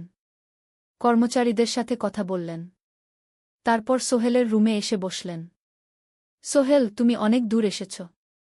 মনে আছে 7 বছর আগে তুমি যখন আমার অফিসে প্রথম এসেছিলে চা বানানোর কাজ করতে? হ্যাঁ স্যার, সব মনে আছে ইউ। আমি গর্বিত যে আমি তোমাকে একটা সুযোগ দিয়েছিলাম, আর তুমি সেই সুযোগকে কাজে লাগিয়েছ। জানো সফলতার মূল সূত্র কি? কি স্যার? কঠোর পরিশ্রম, সততা আর হাল না ছাড়া। তোমার মধ্যে এই 3টা গুণই আছে গু। সোহেল চোখে জল নিয়ে বলল, আপনি না থাকলে আজ আমি এখানে পৌঁছাতে পারতাম না স্যার উ। না সোহেল, আমি শুধু একটা দরজা খুলে দিয়েছিলাম। ভেতরে ঢুকে পথ তৈরি করেছ তুমি নিজে গু। আলী সাহেব চলে যাওয়ার আগে বললেন, আমার একটা বড় প্রজেক্ট আছে। একটা 20 ফ্লোর বিজনেস টাওয়ার। আমি চাই তুমি এই প্রজেক্টে আমার সাথে পার্টনার হও। 50-50। রাজি? সোহেল অবাক হয়ে গেল। এত বড় প্রজেক্ট? স্যার, আমার কি যথেষ্ট সামর্থ্য আছে? আছে। আমি বিশ্বাস করি উ। সোহেল রাজি হয়ে গেল। এটা তার জীবনের সবচেয়ে বড় প্রজেক্ট হবে। 5ম অধ্যায়, বড় চ্যালেঞ্জ। 20 ফ্লোর বিজনেস টাওয়ারের কাজ শুরু হল। এটা সোহেলের জীবনের সবচেয়ে বড় চ্যালেঞ্জ। প্রজেক্টের বাজেট প্রায় 10 করোড় টাকা। সোহেলকে 5 করোড় টাকা ইনভেস্ট করতে হবে। সোহেল তার সব সঞ্চয়ে, ব্যাংক লোন আর কিছু ইনভেস্টর থেকে টাকা জোগাড় করল। এটা একটা বিশাল ঝুঁকি। যদি প্রজেক্ট ব্যর্থ হয় সব শেষ। মিনা চিন্তিত ছিল। সোহেল, এত বড় ঝুঁকি নেওয়া ঠিক হবে? মিনা, জীবনে বড় কিছু করতে হলে ঝুঁকি নিতে হয়। আমি এই সুযোগ হাতছাড়া করতে চাই না গিয়ে। কিন্তু যদি কিছু ভুল হয়? ভুল হবে না। আমি আলী সাহেবের সাথে আছি। উনি আমাকে গাইড করবেন। প্রজেক্ট শুরু হল। প্রথম 6 মাস সব ভালোই চলছিল। কাজ সময়মতো হচ্ছে, বাজেট ঠিক আছে।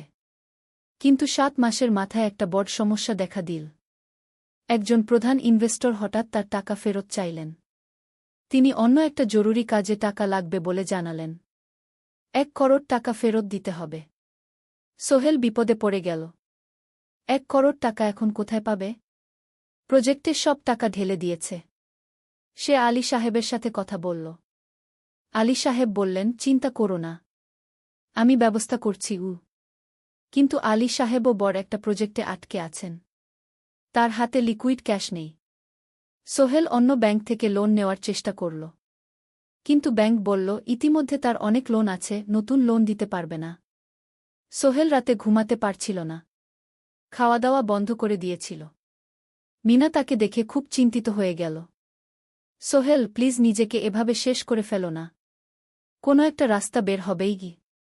কিন্তু সোহেল কোনো রাস্তা দেখতে পাচ্ছিল না। ইনভেস্টর 15 দিন সময় দিয়েছে। 15 দিনের মধ্যে টাকা ফেরত না দিলে তিনি আইনি ব্যবস্থা নেবেন। 10 দিন কেটে গেল। সোহেল কোনো সমাধান খুঁজে পেল না। সে প্রায় হাল ছেড়ে দিয়েছিল। 11 দিনের দিন একটা অপ্রত্যাশিত ঘটনা ঘটল। জাহিদ ভাই, সোহেলের পুরনো সহকর্মী, তার অফিসে এলেন। জাহিদ ভাই এখন একটা রিয়েল এস্টেট কোম্পানিতে সিনিয়র ম্যানেজার। সোহেল, আমি তোমার সমস্যার কথা শুনেছি। হ্যাঁ ভাই, আমি বিপদে পড়েছি। আমি তোমাকে সাহায্য করতে চাই। আমার কিছু সঞ্চয় আছে, 5 লাখ টাকা। তুমি নাও। সোহেল চোখে জল নিয়ে বলল, ভাই আমি কিছু বলার দরকার নেই। তুমি আমাকে অনেক কিছু শিখিয়েছ। তোমার কাছ থেকে পরিশ্রম আর সততা শিখেছি। এখন আমার পালা তোমাকে সাহায্য করার। জাহিদ ভাই চলে যাওয়ার পর আরও 2 জন এলো। একজন সোহেলের পুরনো ক্লায়েন্ট, আরেকজন তার কর্মচারী। 2 জন মিলে আরও 8 লাখ টাকা দিল। করিম মামা 20 লাখ টাকা ব্যবস্থা করলেন। তার কিছু বন্ধুদের কাছ থেকে ধার করে। মিনা তার সব গয়না বিক্রি করে 10 লাখ টাকা দিল। সবাই মিলে প্রায় 45 লাখ টাকা জোগাড় হল। বাকি 65 লাখ টাকা সোহেল তার অফিসের সব অ্যাসেট বিক্রি করে আর একটা প্রাইভেট ফিন্যান্স কোম্পানি থেকে উচ্চ সুদে লোন নিয়ে ব্যবস্থা করল। ঠিক 14 দিনের দিন সোহেল ইনভেস্টরকে 1 করোড় টাকা ফেরত দিল। ইনভেস্টর টাকা নিয়ে চলে গেলেন। সোহেল তার অফিসে ফিরে এসে চেয়ারে বসে কাঁদল। এত চাপ, এত টেনশন, সব যেন একসাথে বের হয়ে এল। মিনা এসে তাকে জড়িয়ে ধরল। আমরা পেরেছি সোহেল, আমরা পেরেছি। ষোড়শ অধ্যায়, পুনরুদ্ধার। এই ঘটনার পর সোহেল আরও সাবধান হয়ে গেল। সে বুঝল, ব্যবসায় শুধু সাহস নয়, বুদ্ধিও লাগে। ঝুঁকি নিতে হয়, কিন্তু হিসাব করে। প্রজেক্ট চলতে থাকল। এবার সোহেল আরও সতর্কতার সাথে সবকিছু পরিচালনা করল। প্রতিটা খরচ হিসাব করল, প্রতিটা সিদ্ধান্ত ভেবেচিন্তে নিল। আরও 1 বছর পর 20 ফ্লোর বিজনেস টাওয়ার সম্পন্ন হল। চমৎকার বিল্ডিং, শহরের অন্যতম সুন্দর ভবন।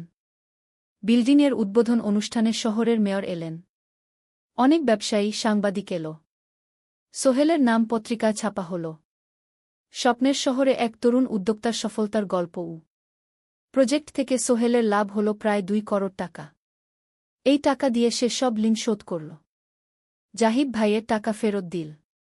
করিম মামার ঋণ শোধ করল। যারা সাহায্য করেছিল সবাইকে টাকা ফেরত দিল। মিনার জন্য নতুন গয়না কিন। আরও সুন্দর। তার মাকে গ্রামে একটা নতুন পাকা বাড়ি বানিয়ে দিল। মা কাঁদতে কাঁদতে বললেন, তোর বাবা বেঁচে থাকলে কত খুশি হতো। তুই আমার সব স্বপ্ন পূরণ করেছিস। সোহেল নিজেদের জন্য একটা ফ্ল্যাট কিন। 4 রুমের ফ্ল্যাট, সমুদ্রের কাছে। এখন আর ভাড়া বাড়িতে থাকতে হয় না। সপ্তদশ অধ্যায়, প্রতিদান। সোহেল এখন একজন প্রতিষ্ঠিত উদ্যোক্তা। কিন্তু সে তার শেখ ভোলেনি। যে গ্রাম থেকে সে এসেছে, যারা তাকে সাহায্য করেছে, কাউকেই ভোলেনি। সে তার গ্রামে একটা স্কুল বানিয়ে দিল। সোহেল ফাউন্ডেশন স্কুল কো গরিব ছেলেমেয়েরা ফ্রিতে পড়তে পারবে। ভালো শিক্ষক নিযোগ দিল। ভালো পড়াশোনার ব্যবস্থা করল। শহরে একটা ফ্রি মেডিকেল ক্লিনিক খুল।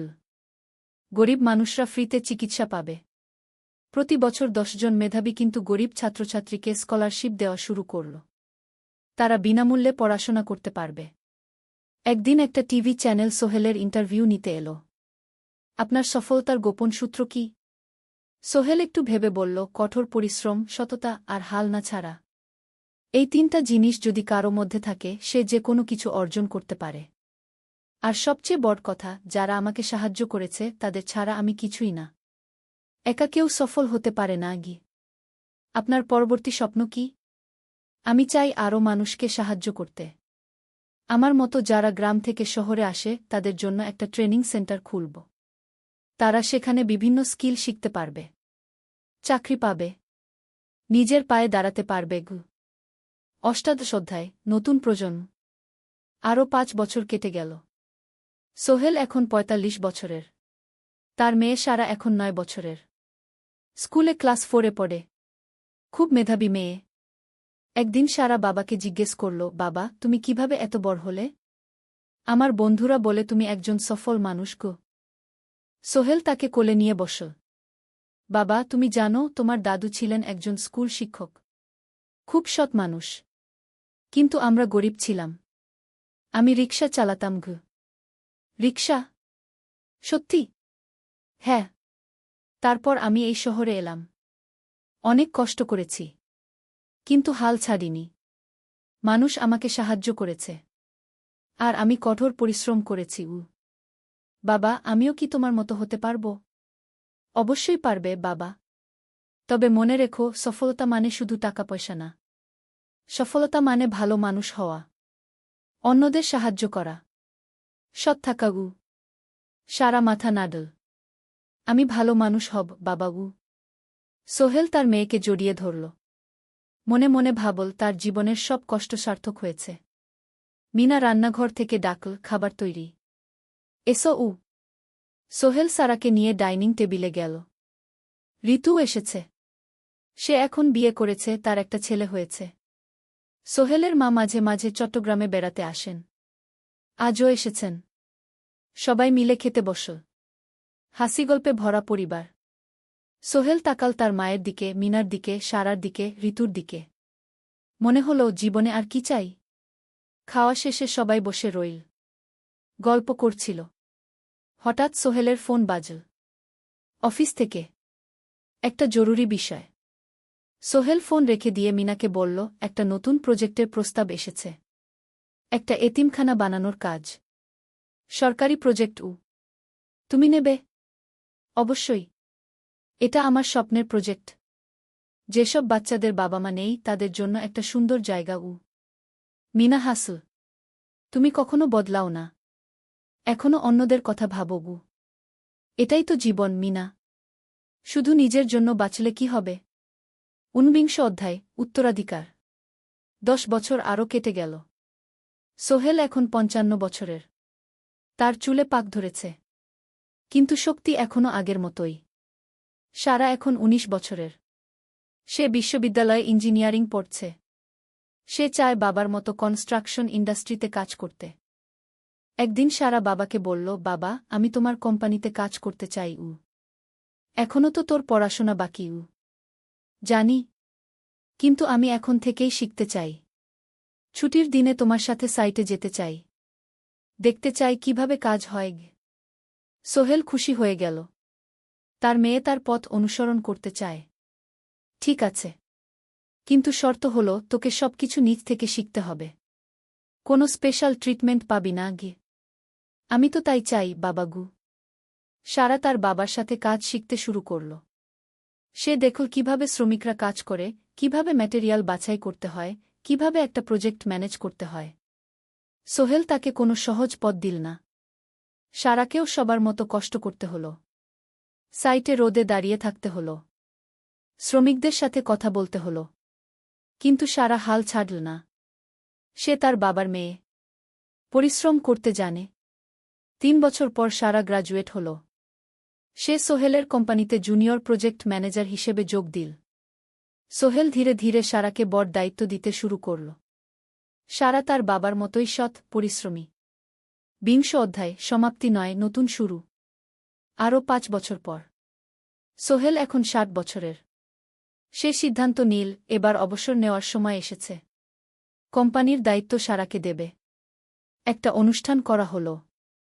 সোহেল আনুষ্ঠানিকভাবে কোম্পানির চেয়ারম্যান পদ থেকে অবসর নিল। সারা হল নতুন ম্যানেজিং ডিরেক্টর। সোহেল তার বক্তব্যে বলল, আমি যখন এই শহরে এসেছিলাম আমার পকেটে ছিল মাত্র 5,000 টাকা। একটা ছোট্ট ব্যাগ। আর অনেক স্বপ্ন। আজ 40 বছর পর আমি পেছনে ফিরে তাকাই, দেখি একটা দীর্ঘ পথ। সেই পথে অনেক কষ্ট ছিল, অনেক বাধা ছিল। কিন্তু ছিল অনেক ভালোবাসাও। অনেক মানুষের সাহায্যও। আমি বিশ্বাস করি সফলতা একা আসে না। এটা আসে অনেক মানুষের সমর্থন, ভালোবাসা আর বিশ্বাস নিয়ে। আমি যা কিছু অর্জন করেছি তা আমার একার না। এটা আমার পরিবারের, আমার কর্মচারীদের, আমার বন্ধুদের, সবার। আজ আমি আমার মেয়ে সারার হাতে এই দায়িত্ব তুলে দিচ্ছি। আমি জানি সে আমার চেয়ে ভালো করবে। কারণ সে শিখেছে আমার ভুল থেকে, আমার অভিজ্ঞতা থেকে। অনুষ্ঠান শেষ হল। সবাই চলে গেল। সোহেল আর মিনা অফিসে একা দাঁড়িয়ে রইল। মিনা, মনে আছে আমরা প্রথম কখন দেখা হয়েছিলাম? হ্যাঁ, তোমার সেই ছোট্ট মুদি দোকানে। তুমি বিস্কুট কিনতে এসেছিলে। কে ভেবেছিল সেই দিন থেকে আমাদের এই পর্যস্বপ্নের শহর? প্রথম অধ্যায়, যাত্রা শুরু। সকাল ৭টা বেজে গেছে। ঢাকার কমলাপুর রেলস্টেশনে মানুষের ভিড়। চারদিকে চা বিস্কুট বিক্রেতাদের চিৎকার, ট্রেনের হর্ন আর যাত্রীদের কোলাহল। এই বিশাল ভিড়ের মধ্যে একটা ছোট্ট ব্যাগ হাতে দাঁড়িয়ে আছে সোহেল। বয়স মাত্র ২২। গায়ের রং শ্যামলা, চোখে স্বপ্নের ঝিলিক। ভাইজা, চট্টগ্রামের টিকিট আছে? সোহেল টিকিট কাউন্টারের সামনে দাঁড়িয়ে জিজ্ঞেস করল। আছে। ৩০ টাকা। কাউন্টারের লোকটা উত্তর দিল। সোহেল তার পকেট থেকে টাকা বের করল। মোট ৫,০০০ টাকা। এই টাকা সে জমিয়েছে গত ৩ বছরে রিকশা চালিয়ে। তার স্বপ্ন ছিল চট্টগ্রাম গিয়ে একটা ভালো চাকরি পাওয়া। গ্রামে আর থাকতে চায় না সে। বাবা মারা গেছেন ১০ বছর আগে। মা আর ছোট বোন ঋতুকে নিয়ে সংসার চালাচ্ছিল রিকশা চালিয়ে। কিন্তু এভাবে তো আর সারা জীবন চলবে না। টিকিট কেটে সোহেল প্ল্যাটফর্মে এলো। ট্রেন ছাড়বে আর মাত্র ১৫ মিনিট পরে। সে একটা বেঞ্চে বসে পড়ল। ব্যাগটা বুকের কাছে চেপে ধরল। এই ব্যাগে আছে তার সব সম্পদ, কিছু কাপড়, একটা ছোট্ট ফটো ফ্রেমে বাবা মায়ের ছবি, আর কিছু টাকা। কোথায় যাচ্ছেন? পাশে বসা একজন বয়স্ক মানুষ জিজ্ঞেস করলেন। চট্টগ্রাম কাকা। চাকরি খুঁজতে যাচ্ছি। সোহেল বিনয়ের সাথে উত্তর দিল। ভালো। তবে শহরে সাবধানে থাকবেন।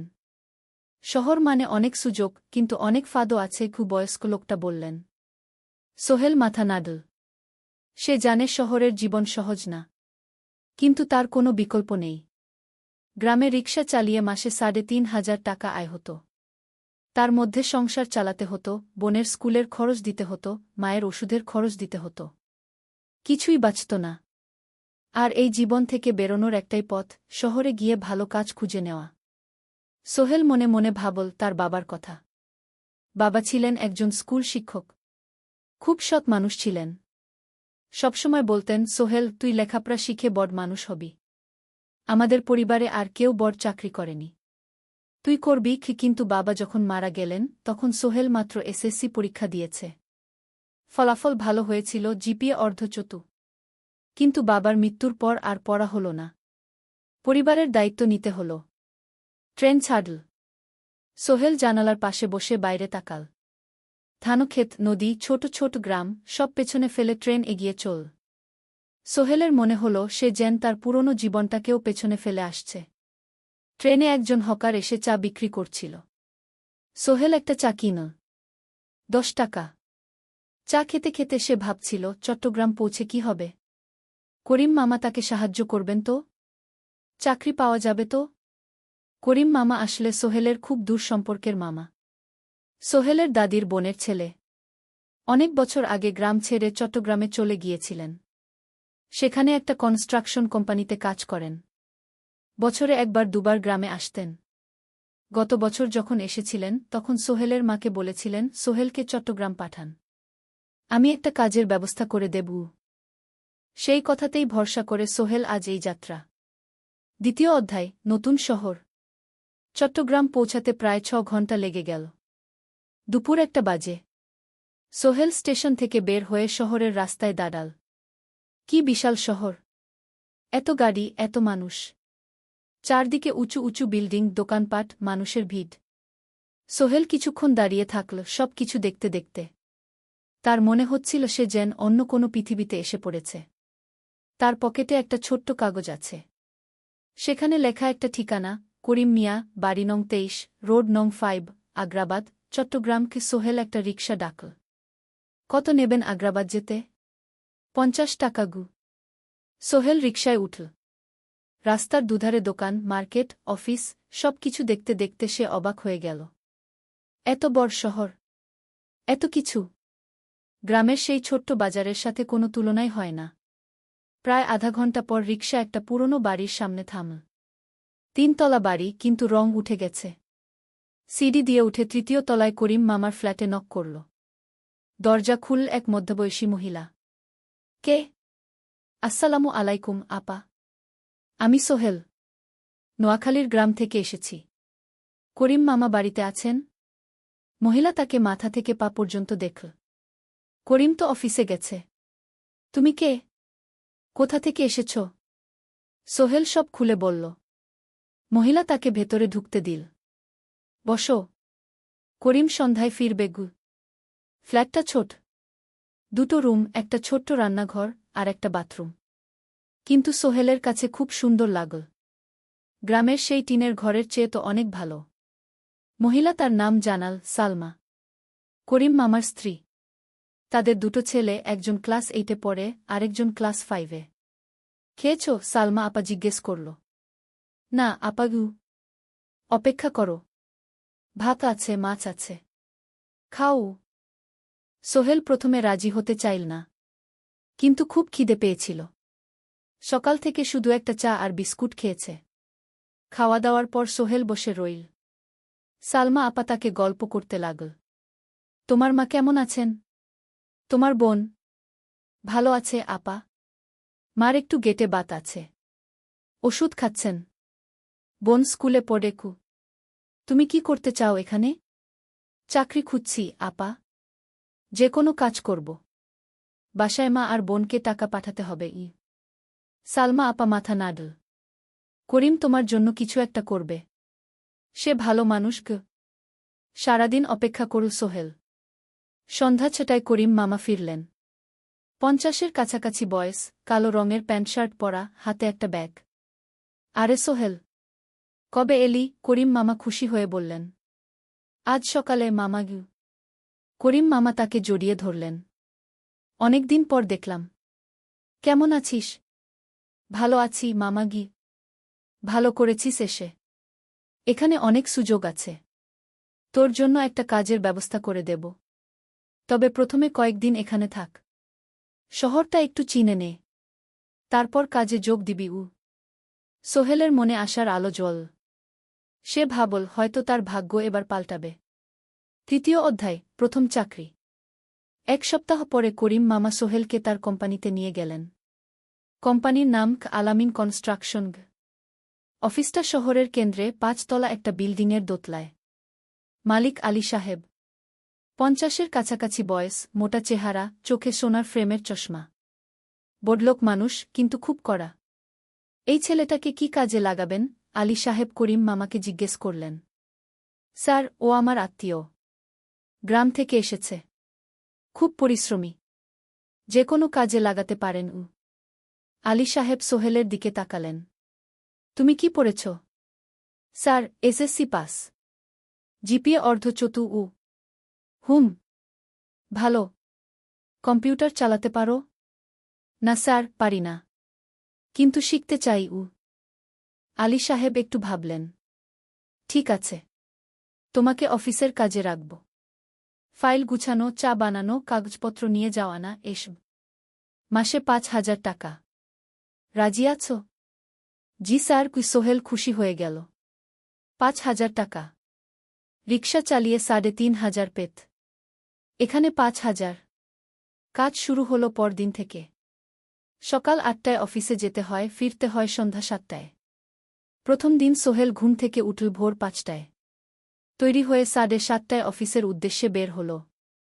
করিম মামার বাড়ি থেকে অফিস প্রায় 5 কিলোমিটার। বাসে যেতে হয়। অফিসে পৌঁছে সোহেল দেখল সেই প্রথম আলী সাহেব এখনো আসেননি। অফিস খোলা ছিল না। 8-10 মিনিট পর একজন লোক এসে অফিস খুল। তুমি নতুন? জি। আমি সোহেল গু। আমি জাহিদ, অ্যাসিস্ট্যান্ট ম্যানেজার। এসো। জাহিদ ভাই সোহেলকে সব কিছু দেখাল। অফিসে মোট 6 জন কর্মচারী। দুজন ইঞ্জিনিয়ার, একজন অ্যাকাউন্ট্যান্ট, একজন অ্যাসিস্ট্যান্ট ম্যানেজার, জাহিদ ভাই, একজন রিসেপশনিস্ট, আর এখন সোহেল। সোহেলের কাজ শুরু হলো চা বানানো দিয়ে। তারপর অফিস পরিষ্কার করা, ফাইল গুছানো, কাগজপত্র এক জায়গা থেকে আরেক জায়গায় নিয়ে যাওয়া। কাজ কঠিন না, কিন্তু সারাদিন দৌড়ঝাঁপ করতে হয়। দুপুরে খাবারের জন্য আধা ঘন্টা বিরতি। সোহেল একটা ছোট হোটেলে গিয়ে ভাতডাল তরকারি খেল। 50 টাকা। সন্ধ্যায় অফিস বন্ধ হল। সোহেল ক্লান্ত হয়ে বাসায় ফিরল। কেমন লাগল প্রথম দিন? করিম মামা জিজ্ঞেস করলেন। ভালো মামা। অনেক কিছু শিখলাম ঘ। প্রথম মাসের শেষে সোহেল বেতন পেল 5,000 টাকা। সে 3,000 টাকা মাকে পাঠাল। মা ফোনে কাঁদতে লাগলেন। আল্লাহ তোকে ভালো রাখুক সোহেল। সোহেলের চোখেও জল এলো। তার মনে হল সে একটা বড় কাজ করতে পেরেছে। চতুর্থ অধ্যায়, শহরের জীবন। 3 মাস কেটে গেল। সোহেল এখন শহরের সাথে মিশে গেছে। প্রতিদিন অফিসে যাওয়া আসার পথে সে দেখে হাজারো মানুষের জীবন। কেউ সফল, কেউ ব্যর্থ, কিন্তু সবাই চলছে নিজের পথে। সোহেল অফিসের কাজের পাশাপাশি কম্পিউটার শেখার চেষ্টা করছে। অফিসে একটা কম্পিউটার আছে। যখন কেউ ব্যবহার করে না, তখন সোহেল একটু একটু শিখার চেষ্টা করে। জাহিদ ভাই তাকে সাহায্য করেন। সোহেল, তুমি যদি কম্পিউটার ভালোভাবে শিখতে পারো, তাহলে তোমার ভবিষ্যৎ উজ্জ্বল। জাহিদ ভাই একদিন বললেন। কিভাবে শিখব ভাই? ট্রেনিং সেন্টারে যাও। সন্ধ্যায় ক্লাস আছে। মাসে 2,000 টাকা লাগবে গি। সোহেল ভাবল, 2,000 টাকা অনেক, কিন্তু এটা বিনিয়োগ, ভবিষ্যতের জন্য। সে একটা ট্রেনিং সেন্টারে ভর্তি হল। সপ্তাহে 3 দিন, সন্ধ্যা 7:30 থেকে রাত 9টা পর্যন্ত ক্লাস। কম্পিউটারের basic, word, excel, PowerPoint, internet ব্যবহার। একদিন অফিস থেকে ফেরার সময় সোহেল একটা দোকানে চা খেতে গেল। দোকানের পাশেই একটা ছোট্ট মুদি দোকান। সেখানে একটা মেয়ে বসে আছে। বয়স হবে 20-এর কাছাকাছি। সাদাসিধে চেহারা, সাদা শাড়ি পরা, কিন্তু চোখে এক ধরনের দৃঢ়তা। ভাইজা, 1 প্যাকেট বিস্কুট দেন কি? সোহেল বলল।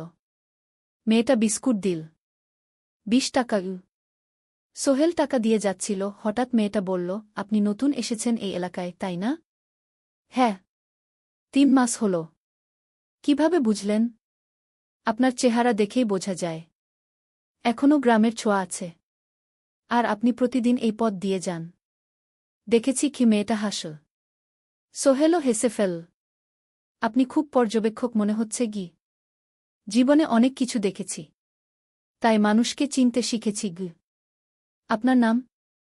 মিনা। এই দোকান আমার বাবার। উনি অসুস্থ, তাই আমি দেখছি গু। সেদিন থেকে সোহেল প্রায়ই সেই দোকানে যেতে শুরু করল। মিনার সাথে গল্প করত। ধীরে ধীরে তাদের মধ্যে একটা বন্ধুত্ব তৈরি হল। মিনাও তার জীবনের গল্প বলল। মিনার মা মারা গেছেন যখন সে মাত্র 7 বছরের। বাবা আব্দুল হামিদ একা হাতে মিনাকে বড় করেছেন। মুদি দোকান দিয়ে সংসার চালান। মিনা কলেজে পড়ে, অনার্স 2nd ইয়ার। সকালে কলেজে যায়, দুপুরে ফিরে এসে দোকান সামলায়। বাবার হার্টের সমস্যা আছে, তাই ভারী কাজ করতে পারেন না। তোমার স্বপ্ন কি? একদিন সোহেল জিজ্ঞেস করল। গ্র্যাজুয়েশন শেষ করে একটা ভালো চাকরি করব। তারপর বাবাকে ভালো চিকিৎসা করাব। তুমি? আমিও চাকরি করে পরিবারকে ভালোভাবে দেখভাল করতে চাই। মা আর বোনকে নিয়ে শহরে আনব একদিন গু। দুজনেই নিজেদের স্বপ্নের কথা বলতে গিয়ে বুঝল তাদের স্বপ্ন অনেকটা একই রকম। 5ম অধ্যায়, বিপদ। 6 মাস কেটে গেল। সোহেল এখন আলী সাহেবের খুব প্রিয় কর্মচারী। সে শুধু চা বিস্কুট দেওয়ার কাজই করে না, এখন কম্পিউটারেও কিছু কাজ শিখেছে। ছোটখাটো টাইপিং, ডেটা এন্ট্রি, এসব করতে পারে। আলী সাহেব খুশি হয়ে তার বেতন বাড়িয়ে 8,000 টাকা করে দিয়েছেন।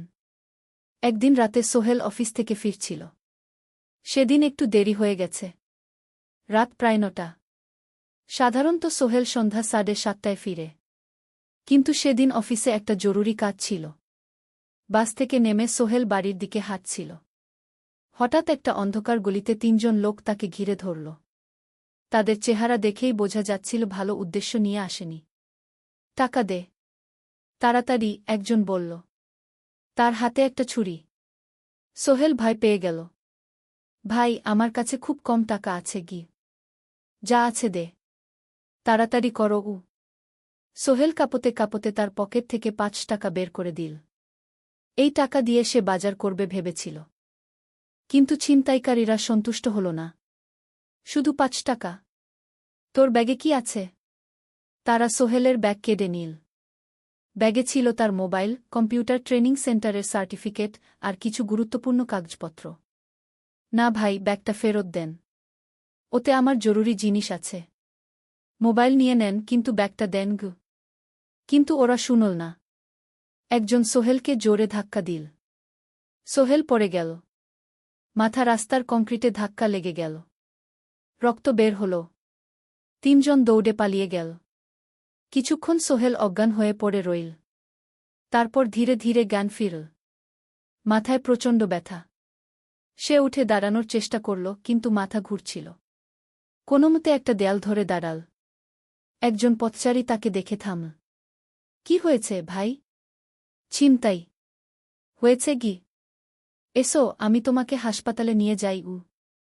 কিন্তু সোহেল রাজি হল না। না, ঠিক আছি। বাড়ি যেতে পারব।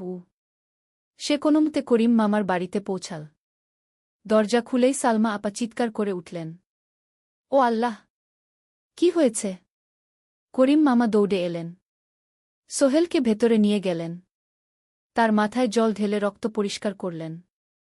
ক্ষতটা বেশ গভীর। হাসপাতালে যেতে হবে কি? করিম মামা বললেন। তারা একটা অটোরিকশা নিয়ে নিকটস্থ হাসপাতালে গেলেন। ডাক্তার সোহেলের মাথায় 3টা সেলাই দিলেন। বলল, 1 সপ্তাহ বিশ্রাম নিতে হবে। কোনো ভারী কাজ করা যাবে না। হাসপাতাল থেকে ফিরে সোহেল শুয়ে রইল। তার মনে হচ্ছিল সবকিছু শেষ হয়ে গেছে। মোবাইল চলে গেছে, গুরুত্বপূর্ণ কাগজপত্র চলে গেছে। এখন 1 সপ্তাহ অফিস করতে পারবে না। পরদিন সকালে করিম মামা আলী সাহেবকে ফোন করে সব জানালেন। আলী সাহেব বললেন, ঠিক আছে। সোহেল ভালো হয়ে এলে আসবে। চিন্তার কিছু নেই গি। মিনা যখন এই খবর শুনল, সে সন্ধ্যায় সোহেলকে দেখতে এল করিম মামার বাড়িতে। সাথে এনেছিল কিছু ফল। কি হয়েছিল? মিনা চিন্তিত গলায় জিজ্ঞেস করল। সোহেল সব বলল। মিনা রেগে গেল। এই শহরে এখন অনেক অপরাধ বেড়ে গেছে। পুলিশ কিছু করে না। তুমি পুলিশে রিপোর্ট করেছ? না। লাভ নেই। তবুও করা উচিত। তোমার মোবাইলটা হয়তো খুঁজে পাওয়া যাবে গি। করিম মামা সোহেলকে নিয়ে পুলিশ স্টেশনে গেলেন। জেনারেল ডায়েরি করলেন। কিন্তু পুলিশ খুব একটা আশা দিল না। দেখি কিছু করা যায় কিনা গু। সোহেল বুঝল মোবাইল আর ফিরবে না। সেই 1 সপ্তাহ সোহেলের জীবনের সবচেয়ে কঠিন সময় ছিল। সে শুধু শারীরিকভাবেই ক্ষতিগ্রস্ত হয়নি, মানসিকভাবেও ভেঙে পড়েছিল। প্রতিরাতে দুঃস্বপ্ন দেখত। সেই 3জন ছিনতাইকারীর মুখ ভুলতে পারছিল না। মিনা প্রায় প্রতিদিন আসত। তাকে সাহস দিত। তুমি হাল ছেড়ো না সোহেল। জীবনে এরকম খারাপ সময় আসে। কিন্তু এটা কাটিয়ে ওঠাই হলো আসল বীরত্ব। সোহেলের মা গ্রাম থেকে ফোন করতেন। করিম মামার মোবাইল থেকে। তুই ভালো আছিস তো? সোহেল মাকে সব সত্যি বলেনি। শুধু বলেছে, হ্যাঁ মা, ভালো আছি। একটু জ্বর হয়েছিল। এখন ভালো। 1 সপ্তাহ পর সোহেল আবার অফিসে গেল। আলী সাহেব তাকে দেখে খুশি হলেন। কেমন আছো? ভালো আছি স্যার। ঠিক আছে। তবে প্রথম কয়েকদিন হালকা কাজ করবে গু। সোহেল আবার কাজে মন দিল। কিন্তু একটা জিনিস তাকে খুব কষ্ট দিচ্ছিল, তার মোবাইল নেই। মায়ের সাথে কথা বলতে পারছে না নিয়মিত। করিম মামার মোবাইল চাইতে সংকোচ লাগে। একদিন জাহিদ ভাই তাকে ডাকলেন। সোহেল, আমার একটা পুরনো মোবাইল আছে। তুমি ব্যবহার করো? না ভাই, আমি নাও। আমার কাজে লাগছে না। তুমি রাখো গু। সোহেল কৃতজ্ঞতায় প্রায় কেঁদে ফেল। ধন্যবাদ ভাই। মোবাইল পেয়ে সোহেল প্রথমেই মাকে ফোন করল। মা খুব খুশি হলেন। এতদিন ফোন করিসনি কেন? মা, মোবাইলটা নষ্ট হয়ে গিয়েছিল। নতুন নিয়েছি। মায়ের গলায় স্বস্তি ফুটে উঠল। 6ষ্ঠ অধ্যায়, নতুন সুযোগ। আরও 3 মাস কেটে গেল। সোহেল পুরোপুরি সুস্থ হয়ে গেছে। তার জীবন আবার স্বাভাবিক হয়ে এসেছে। সে এখন কম্পিউটার ট্রেনিং শেষ করেছে, সার্টিফিকেট পেয়েছে। কিন্তু একটা ঘটনা তার জীবনে বড় পরিবর্তন নিয়ে এলো। একদিন সকালে আলী সাহেব তাকে ডাকলেন। সোহেল, বসো। সোহেল বসল। মনে একটু ভয় লাগছিল। আলী সাহেব কি তাকে বকবেন? সোহেল, তুমি তো এখন কম্পিউটার চালাতে পারো? জি স্যার, একটু একটু শিখেছি। ভালো। আমি তোমার কাজ দেখছি। তুমি খুব পরিশ্রমী আর সৎ। আমাদের কোম্পানিতে এরকম মানুষের দরকার। সোহেল কিছু বুঝতে পারছিল না। আমি তোমাকে একটা সুযোগ দিতে চাই। আমাদের কোম্পানি একটা ট্রেনিং প্রোগ্রাম চালু করছে নতুন কর্মচারীদের জন্য। 6 মাসের কোর্স। কম্পিউটার অ্যাকাউন্টিং, ভবন নির্মাণের হিসাব নিকাশ, প্রজেক্ট ম্যানেজমেন্ট সব শিখবে। কোম্পানি সব খরচ দেবে। ট্রেনিংয়ের সময় তোমার বেতনও চলবে। রাজি আছো? সোহেল বিশ্বাস করতে পারছিল না। স্যার, সত্যি? আমাকে এত বড় সুযোগ দিচ্ছেন? হ্যাঁ। তুমি ভালো ছেলে, পরিশ্রমী। আমি তোমাকে এগিয়ে দিতে চাই। ভবিষ্যতে তুমি এই কোম্পানির একজন গুরুত্বপূর্ণ কর্মচারী হবে। সোহেল কৃতজ্ঞতায় প্রায় কেঁদে ফেল। ধন্যবাদ স্যার। আমি কঠোর পরিশ্রম করব। আমি জানি। সেদিন সন্ধ্যায় সোহেল মিনার দোকানে গেল। মিনাকে খবরটা দিল। মিনা খুব খুশি হল। তার চোখে জল এসে গেল। তুমি পারবে সোহেল। আমি জানি। সোহেল তার মা আর বোনকেও ফোন করে খবরটা দিল। মা কাঁদতে লাগলেন। তোর বাবা বেঁচে থাকলে কত খুশি হতো। ট্রেনিং শুরু হলো পরের মাস থেকে। প্রতিদিন সকালে 3 ঘন্টা ক্লাস, তারপর বাকি সময় অফিসের কাজ। ক্লাসে 5 জন নতুন কর্মচারী। সবাই তরুণ, উৎসাহী। শিক্ষক ছিলেন একজন অভিজ্ঞ ইঞ্জিনিয়ার। নাম রহিম স্যার। তিনি খুব ভালোভাবে সব কিছু বুঝাতেন। কম্পিউটার অ্যাকাউন্টিং, এক্সেলে জটিল ক্যালকুলেশন, প্রজেক্টের বাজেট তৈরি, সময় ব্যবস্থাপনা সব। সোহেল পুরো মনোযোগ দিয়ে শিখতে লাগল। সন্ধ্যায় বাড়ি ফিরে প্র্যাকটিস করত। করিম মামার ছেলের কাছ থেকে একটা ল্যাপটপ ধার নিত কখনো কখনো। 6 মাস পরে ট্রেনিং শেষ হল। সবাই সার্টিফিকেট পেল। আলী সাহেব একটা অনুষ্ঠান করলেন। সোহেল সেরা পারফর্মার হিসেবে একটা বিশেষ পুরস্কার পেল, 5,000 টাকা বোনাস। আলী সাহেব ঘোষণা করলেন, সোহেল, আজ থেকে তুমি আমাদের জুনিয়র অ্যাকাউন্ট অ্যাসিস্ট্যান্ট। তোমার বেতন 15,000 টাকা। সোহেল অবাক হয়ে গেল। 8,000 থেকে 15,000, প্রায় দ্বিগুণ। সেদিন রাতে সোহেল ঘুমাতেই পারল না। খুশিতে, উত্তেজনায় তার চোখে ঘুম নেই। সে ভাবল তার জীবন কিভাবে বদলে যাচ্ছে। 2 বছর আগে যে রিকশা চালাত, আজ সে একটা নামকরা কোম্পানির অ্যাকাউন্ট অ্যাসিস্ট্যান্ট। 7ম অধ্যায়, প্রেম ও প্রস্তাব। 1.5 বছর হয়ে গেল সোহেলের চট্টগ্রাম আসার। সে এখন একজন সফল যুবক।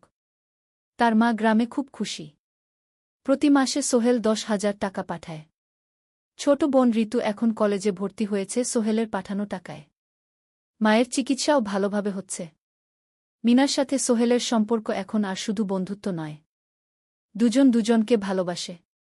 কিন্তু কেউ কাউকে সরাসরি বলার সাহস পায়নি। প্রতিদিন দেখা হয়, গল্প হয়, কিন্তু সেই একটা কথা বলা হয়ে ওঠে না।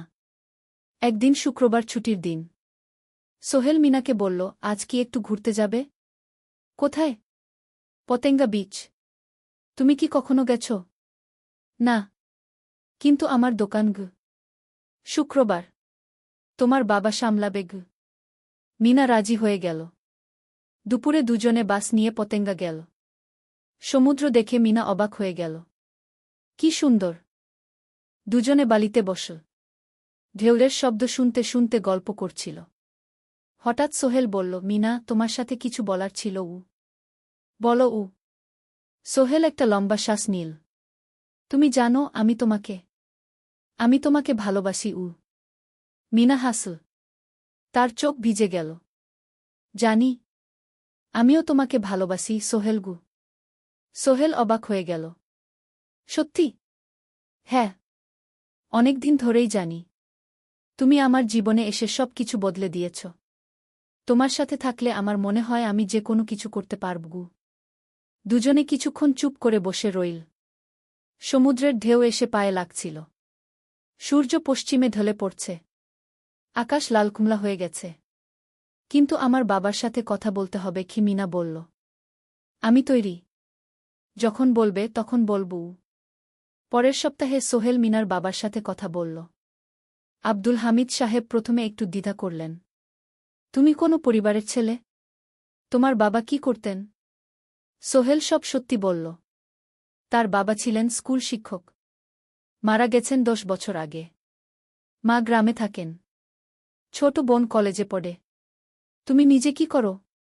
আমি আলামিন কনস্ট্রাকশন কোম্পানিতে জুনিয়র অ্যাকাউন্ট অ্যাসিস্ট্যান্ট। মাসে 15,000 টাকা বেতন। আব্দুল হামিদ সাহেব ভাবলেন। তারপর বললেন, দেখো মিনা আমার একমাত্র সন্তান। তার মা নেই। আমি একা তাকে বড় করেছি। আমি চাই মিনা একজন ভালো ছেলের সাথে বিয়ে হোক। তুমি দেখতে ভালো ছেলে মনে হচ্ছে। কিন্তু আমাকে তোমার মায়ের সাথে দেখা করতে হবে। তোমার পরিবারকে জানতে হবে। জি আঙ্কেল, আমি ব্যবস্থা করছি। সোহেল খুশিতে আটখানা। সে সেদিন রাতেই তার মাকে ফোন করল। মাকে সব বলল। মা প্রথমে অবাক হলেন। তারপর খুশি হলেন। মিনা মেয়েটা কেমন? খুব ভালো মা। তুমি দেখলে পছন্দ করবে। ঠিক আছে। আমি আর ঋতু আসছি চট্টগ্রাম। 2 সপ্তাহ পর সোহেলের মা আর বোন চট্টগ্রাম এলো। সোহেল তাদের নিয়ে মিনার বাড়িতে গেল। 2 পরিবার একসাথে বসল। মিনার বাবা সোহেলের মাকে দেখে খুশি হলেন। সোহেলের মা সহজ সরল ভদ্রমহিলা। আপনার ছেলে খুব ভালো। মিনা তাকে পছন্দ করে। আমিও রাজি। আব্দুল হামিদ সাহেব বললেন। আমার সোহেল সৎ ছেলে। মিনাকে খুব ভালোবাসে। আমি জানি ও মিনাকে সুখে রাখবে। কি? সোহেলের মা বললেন। বিয়ের তারিখ ঠিক হল 3 মাস পর। এই 3 মাসে সোহেল যথেষ্ট টাকা জমাবে। বিয়ে হবে সাদামাটা কিন্তু সুন্দর। 8ম অধ্যায়, নতুন পথ। 3 মাস কেটে গেল দ্রুত। সোহেল প্রতিদিন কঠোর পরিশ্রম করছিল। অফিসে তার কাজের প্রশংসা হচ্ছে। আলী সাহেব তাকে এখন ছোটখাটো প্রজেক্টের হিসাব দেখতে দিচ্ছেন। সোহেল তার সঞ্চিত টাকা দিয়ে বিয়ের আয়োজন করল। বিয়ে হল মিনার বাড়ির কাছের একটা কমিউনিটি সেন্টারে। খুব বেশি লোক আসেনি। 2 পরিবারের আত্মীয় স্বজন আর অফিসের কয়েকজন সহকর্মী। কিন্তু অনুষ্ঠান ছিল খুব সুন্দর। সোহেল যখন মিনাকে বিয়ের পোশাকে দেখল, তার মনে হল পৃথিবীর সবচেয়ে সুন্দর মেয়ে সে। লাল শাড়ি পরা, মুখে হালকা মেকআপ, কিন্তু তার স্বাভাবিক সৌন্দর্য ছিল আসল। বিয়ের পর সোহেল একটা ছোট্ট ফ্ল্যাট ভাড়া নিল। 2 রুমের ফ্ল্যাট, মাসে ভাড়া 5,000 টাকা। মিনা এখনও তার পড়াশোনা চালিয়ে যাচ্ছে। আরও 1 বছর বাকি গ্র্যাজুয়েশন শেষ হতে। সোহেলের মা আর বোন গ্রামে ফিরে গেল। মা বলে গেলেন, সোহেল, মিনাকে ভালো রাখিস। মেয়েরা অনেক ত্যাগ করে সংসার করতে। জানি মা। নতুন জীবন শুরু হল। সোহেল সকালে অফিসে যায়, সন্ধ্যায় ফেরে। মিনা সকালে কলেজে যায়, দুপুরে ফিরে রান্না করে, ঘর গোছায়।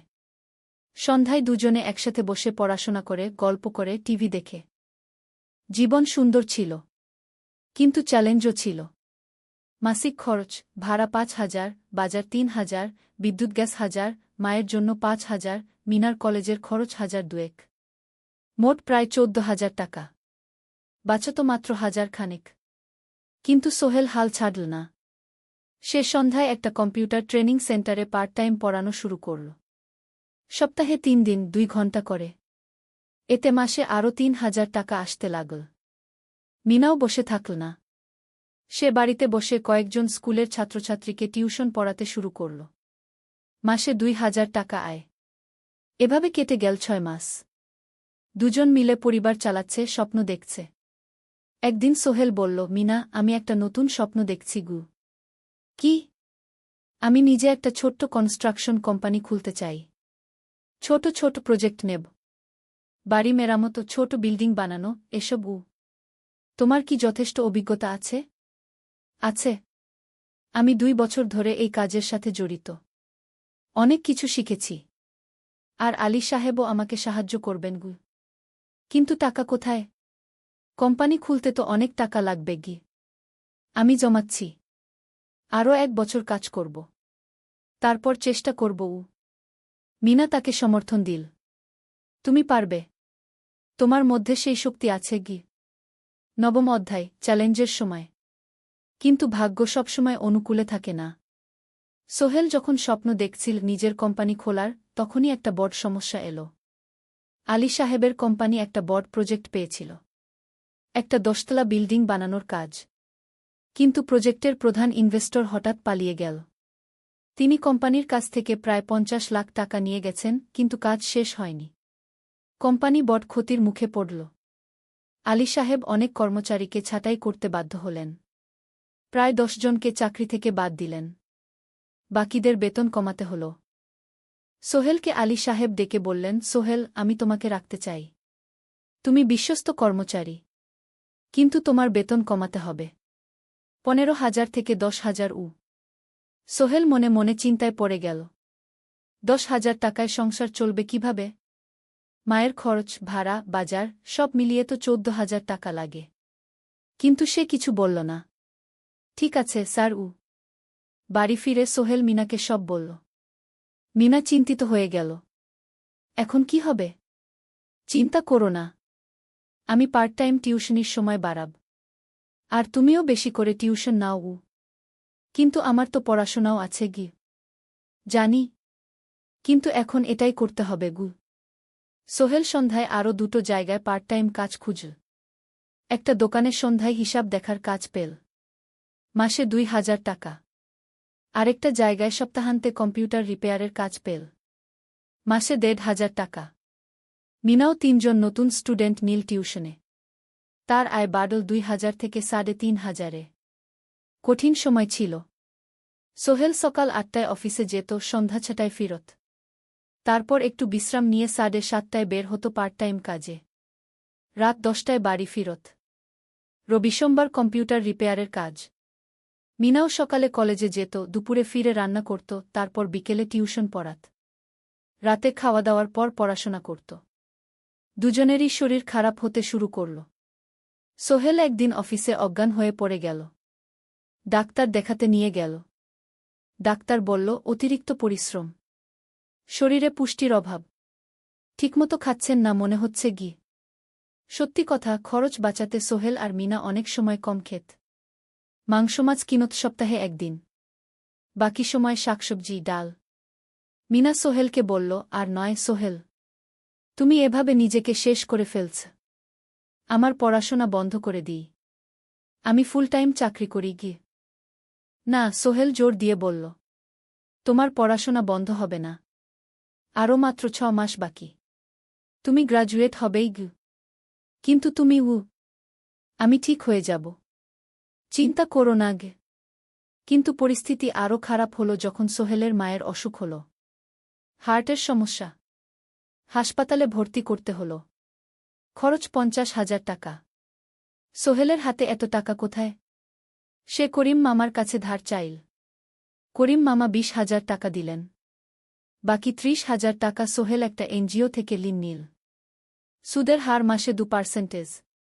মায়ের চিকিৎসা হল, তিনি সুস্থ হয়ে গেলেন। কিন্তু সোহেল এখন ঋণের বোঝায় পড়ে গেল। প্রতি মাসে 3,000 টাকা করে কিস্তি দিতে হবে। সেই রাতে সোহেল আর মিনা বিছানায় শুয়ে কথা বলছিল। সোহেল বলল, মিনা, আমি মনে হয় ভুল করেছি। শহরে এসে বিয়ে করে তোমাকে কষ্টে ফেলেছি গু। মিনা তার হাত ধরল। না সোহেল, তুমি ভুল করনি। জীবনে এরকম খারাপ সময় আসে, কিন্তু এটা কাটিয়ে ওঠাই হলো আসল শক্তি। আমরা একসাথে আছি, একসাথে থাকব, সব কিছু ঠিক হয়ে যাবে। মিনার কথায় সোহেল একটু সাহস পেল। হ্যাঁ, হাল ছাড়া যাবে না। 10ম অধ্যায়, আলোর দিকে। 3 মাস পরে পরিস্থিতি একটু ভালো হতে শুরু করল। আলী সাহেবের কোম্পানি একটা নতুন প্রজেক্ট পেল, একটা স্কুল বিল্ডিং বানানোর কাজ। কোম্পানি আবার স্থিতিশীল হতে শুরু করল। আলী সাহেব সোহেলকে ডেকে বললেন, সোহেল, আমি তোমার কঠোর পরিশ্রম দেখেছি। খারাপ সময়েও তুমি কোম্পানি ছেড়ে যাওনি। আমি কৃতজ্ঞ। আজ থেকে তোমার বেতন আবার 15,000 টাকা গু। সোহেল খুশি হয়ে গেল। ধন্যবাদ স্যার। মিনাও গ্র্যাজুয়েশন শেষ করল, ভালো ফলাফল করল। সে এখন চাকরি খুঁজছে। একদিন মিনা একটা প্রাইভেট স্কুলে শিক্ষিকার ইন্টারভিউ দিতে গেল। ইন্টারভিউ ভালো হল। তাকে নিযোগ দেওয়া হল। বেতন 12,000 টাকা। সেদিন সন্ধ্যায় দুজনে মিলে একটা ছোট্ট পার্টি করল। একটা বিরিয়ানি কিনল, কোমল পানীয় কিনল। দুজনে মিলে খেল। আমরা পেরেছি, সোহেল মিনা বলল। হ্যাঁ, আমরা পেরেছি গু। এখন দুজনের মিলিয়ে আয় 27,000 টাকা। খরচ চালানোর পর প্রায় 10,000 টাকা বাঁচে। সোহেল এই টাকা দিয়ে লোন শোধ করতে শুরু করল। পার্ট টাইম কাজগুলো ছেড়ে দিল। শরীরের যত্ন নেওয়া শুরু করল। আরও 6 মাস পরে সোহেলের কাছে একটা বড় সুযোগ এল। আলী সাহেব একদিন তাকে ডাকলেন। সোহেল, তুমি কি নিজের ব্যবসা করতে চাও? স্যার, আমি তোমাকে একটা ছোট্ট প্রজেক্ট দিতে চাই। একটা 3 তলা বিল্ডিংয়ের কনস্ট্রাকশন। তুমি ম্যানেজ করবে। আমি শুধু সুপারভাইজ করব। লাভের 50% তোমার গু। সোহেল ভাবল, এটা একটা বড় সুযোগ। কিন্তু ঝুঁকিও আছে। যদি কাজটা ভালোভাবে না হয়? স্যার, আমি চেষ্টা করব। কিন্তু যদি ভুল হয়?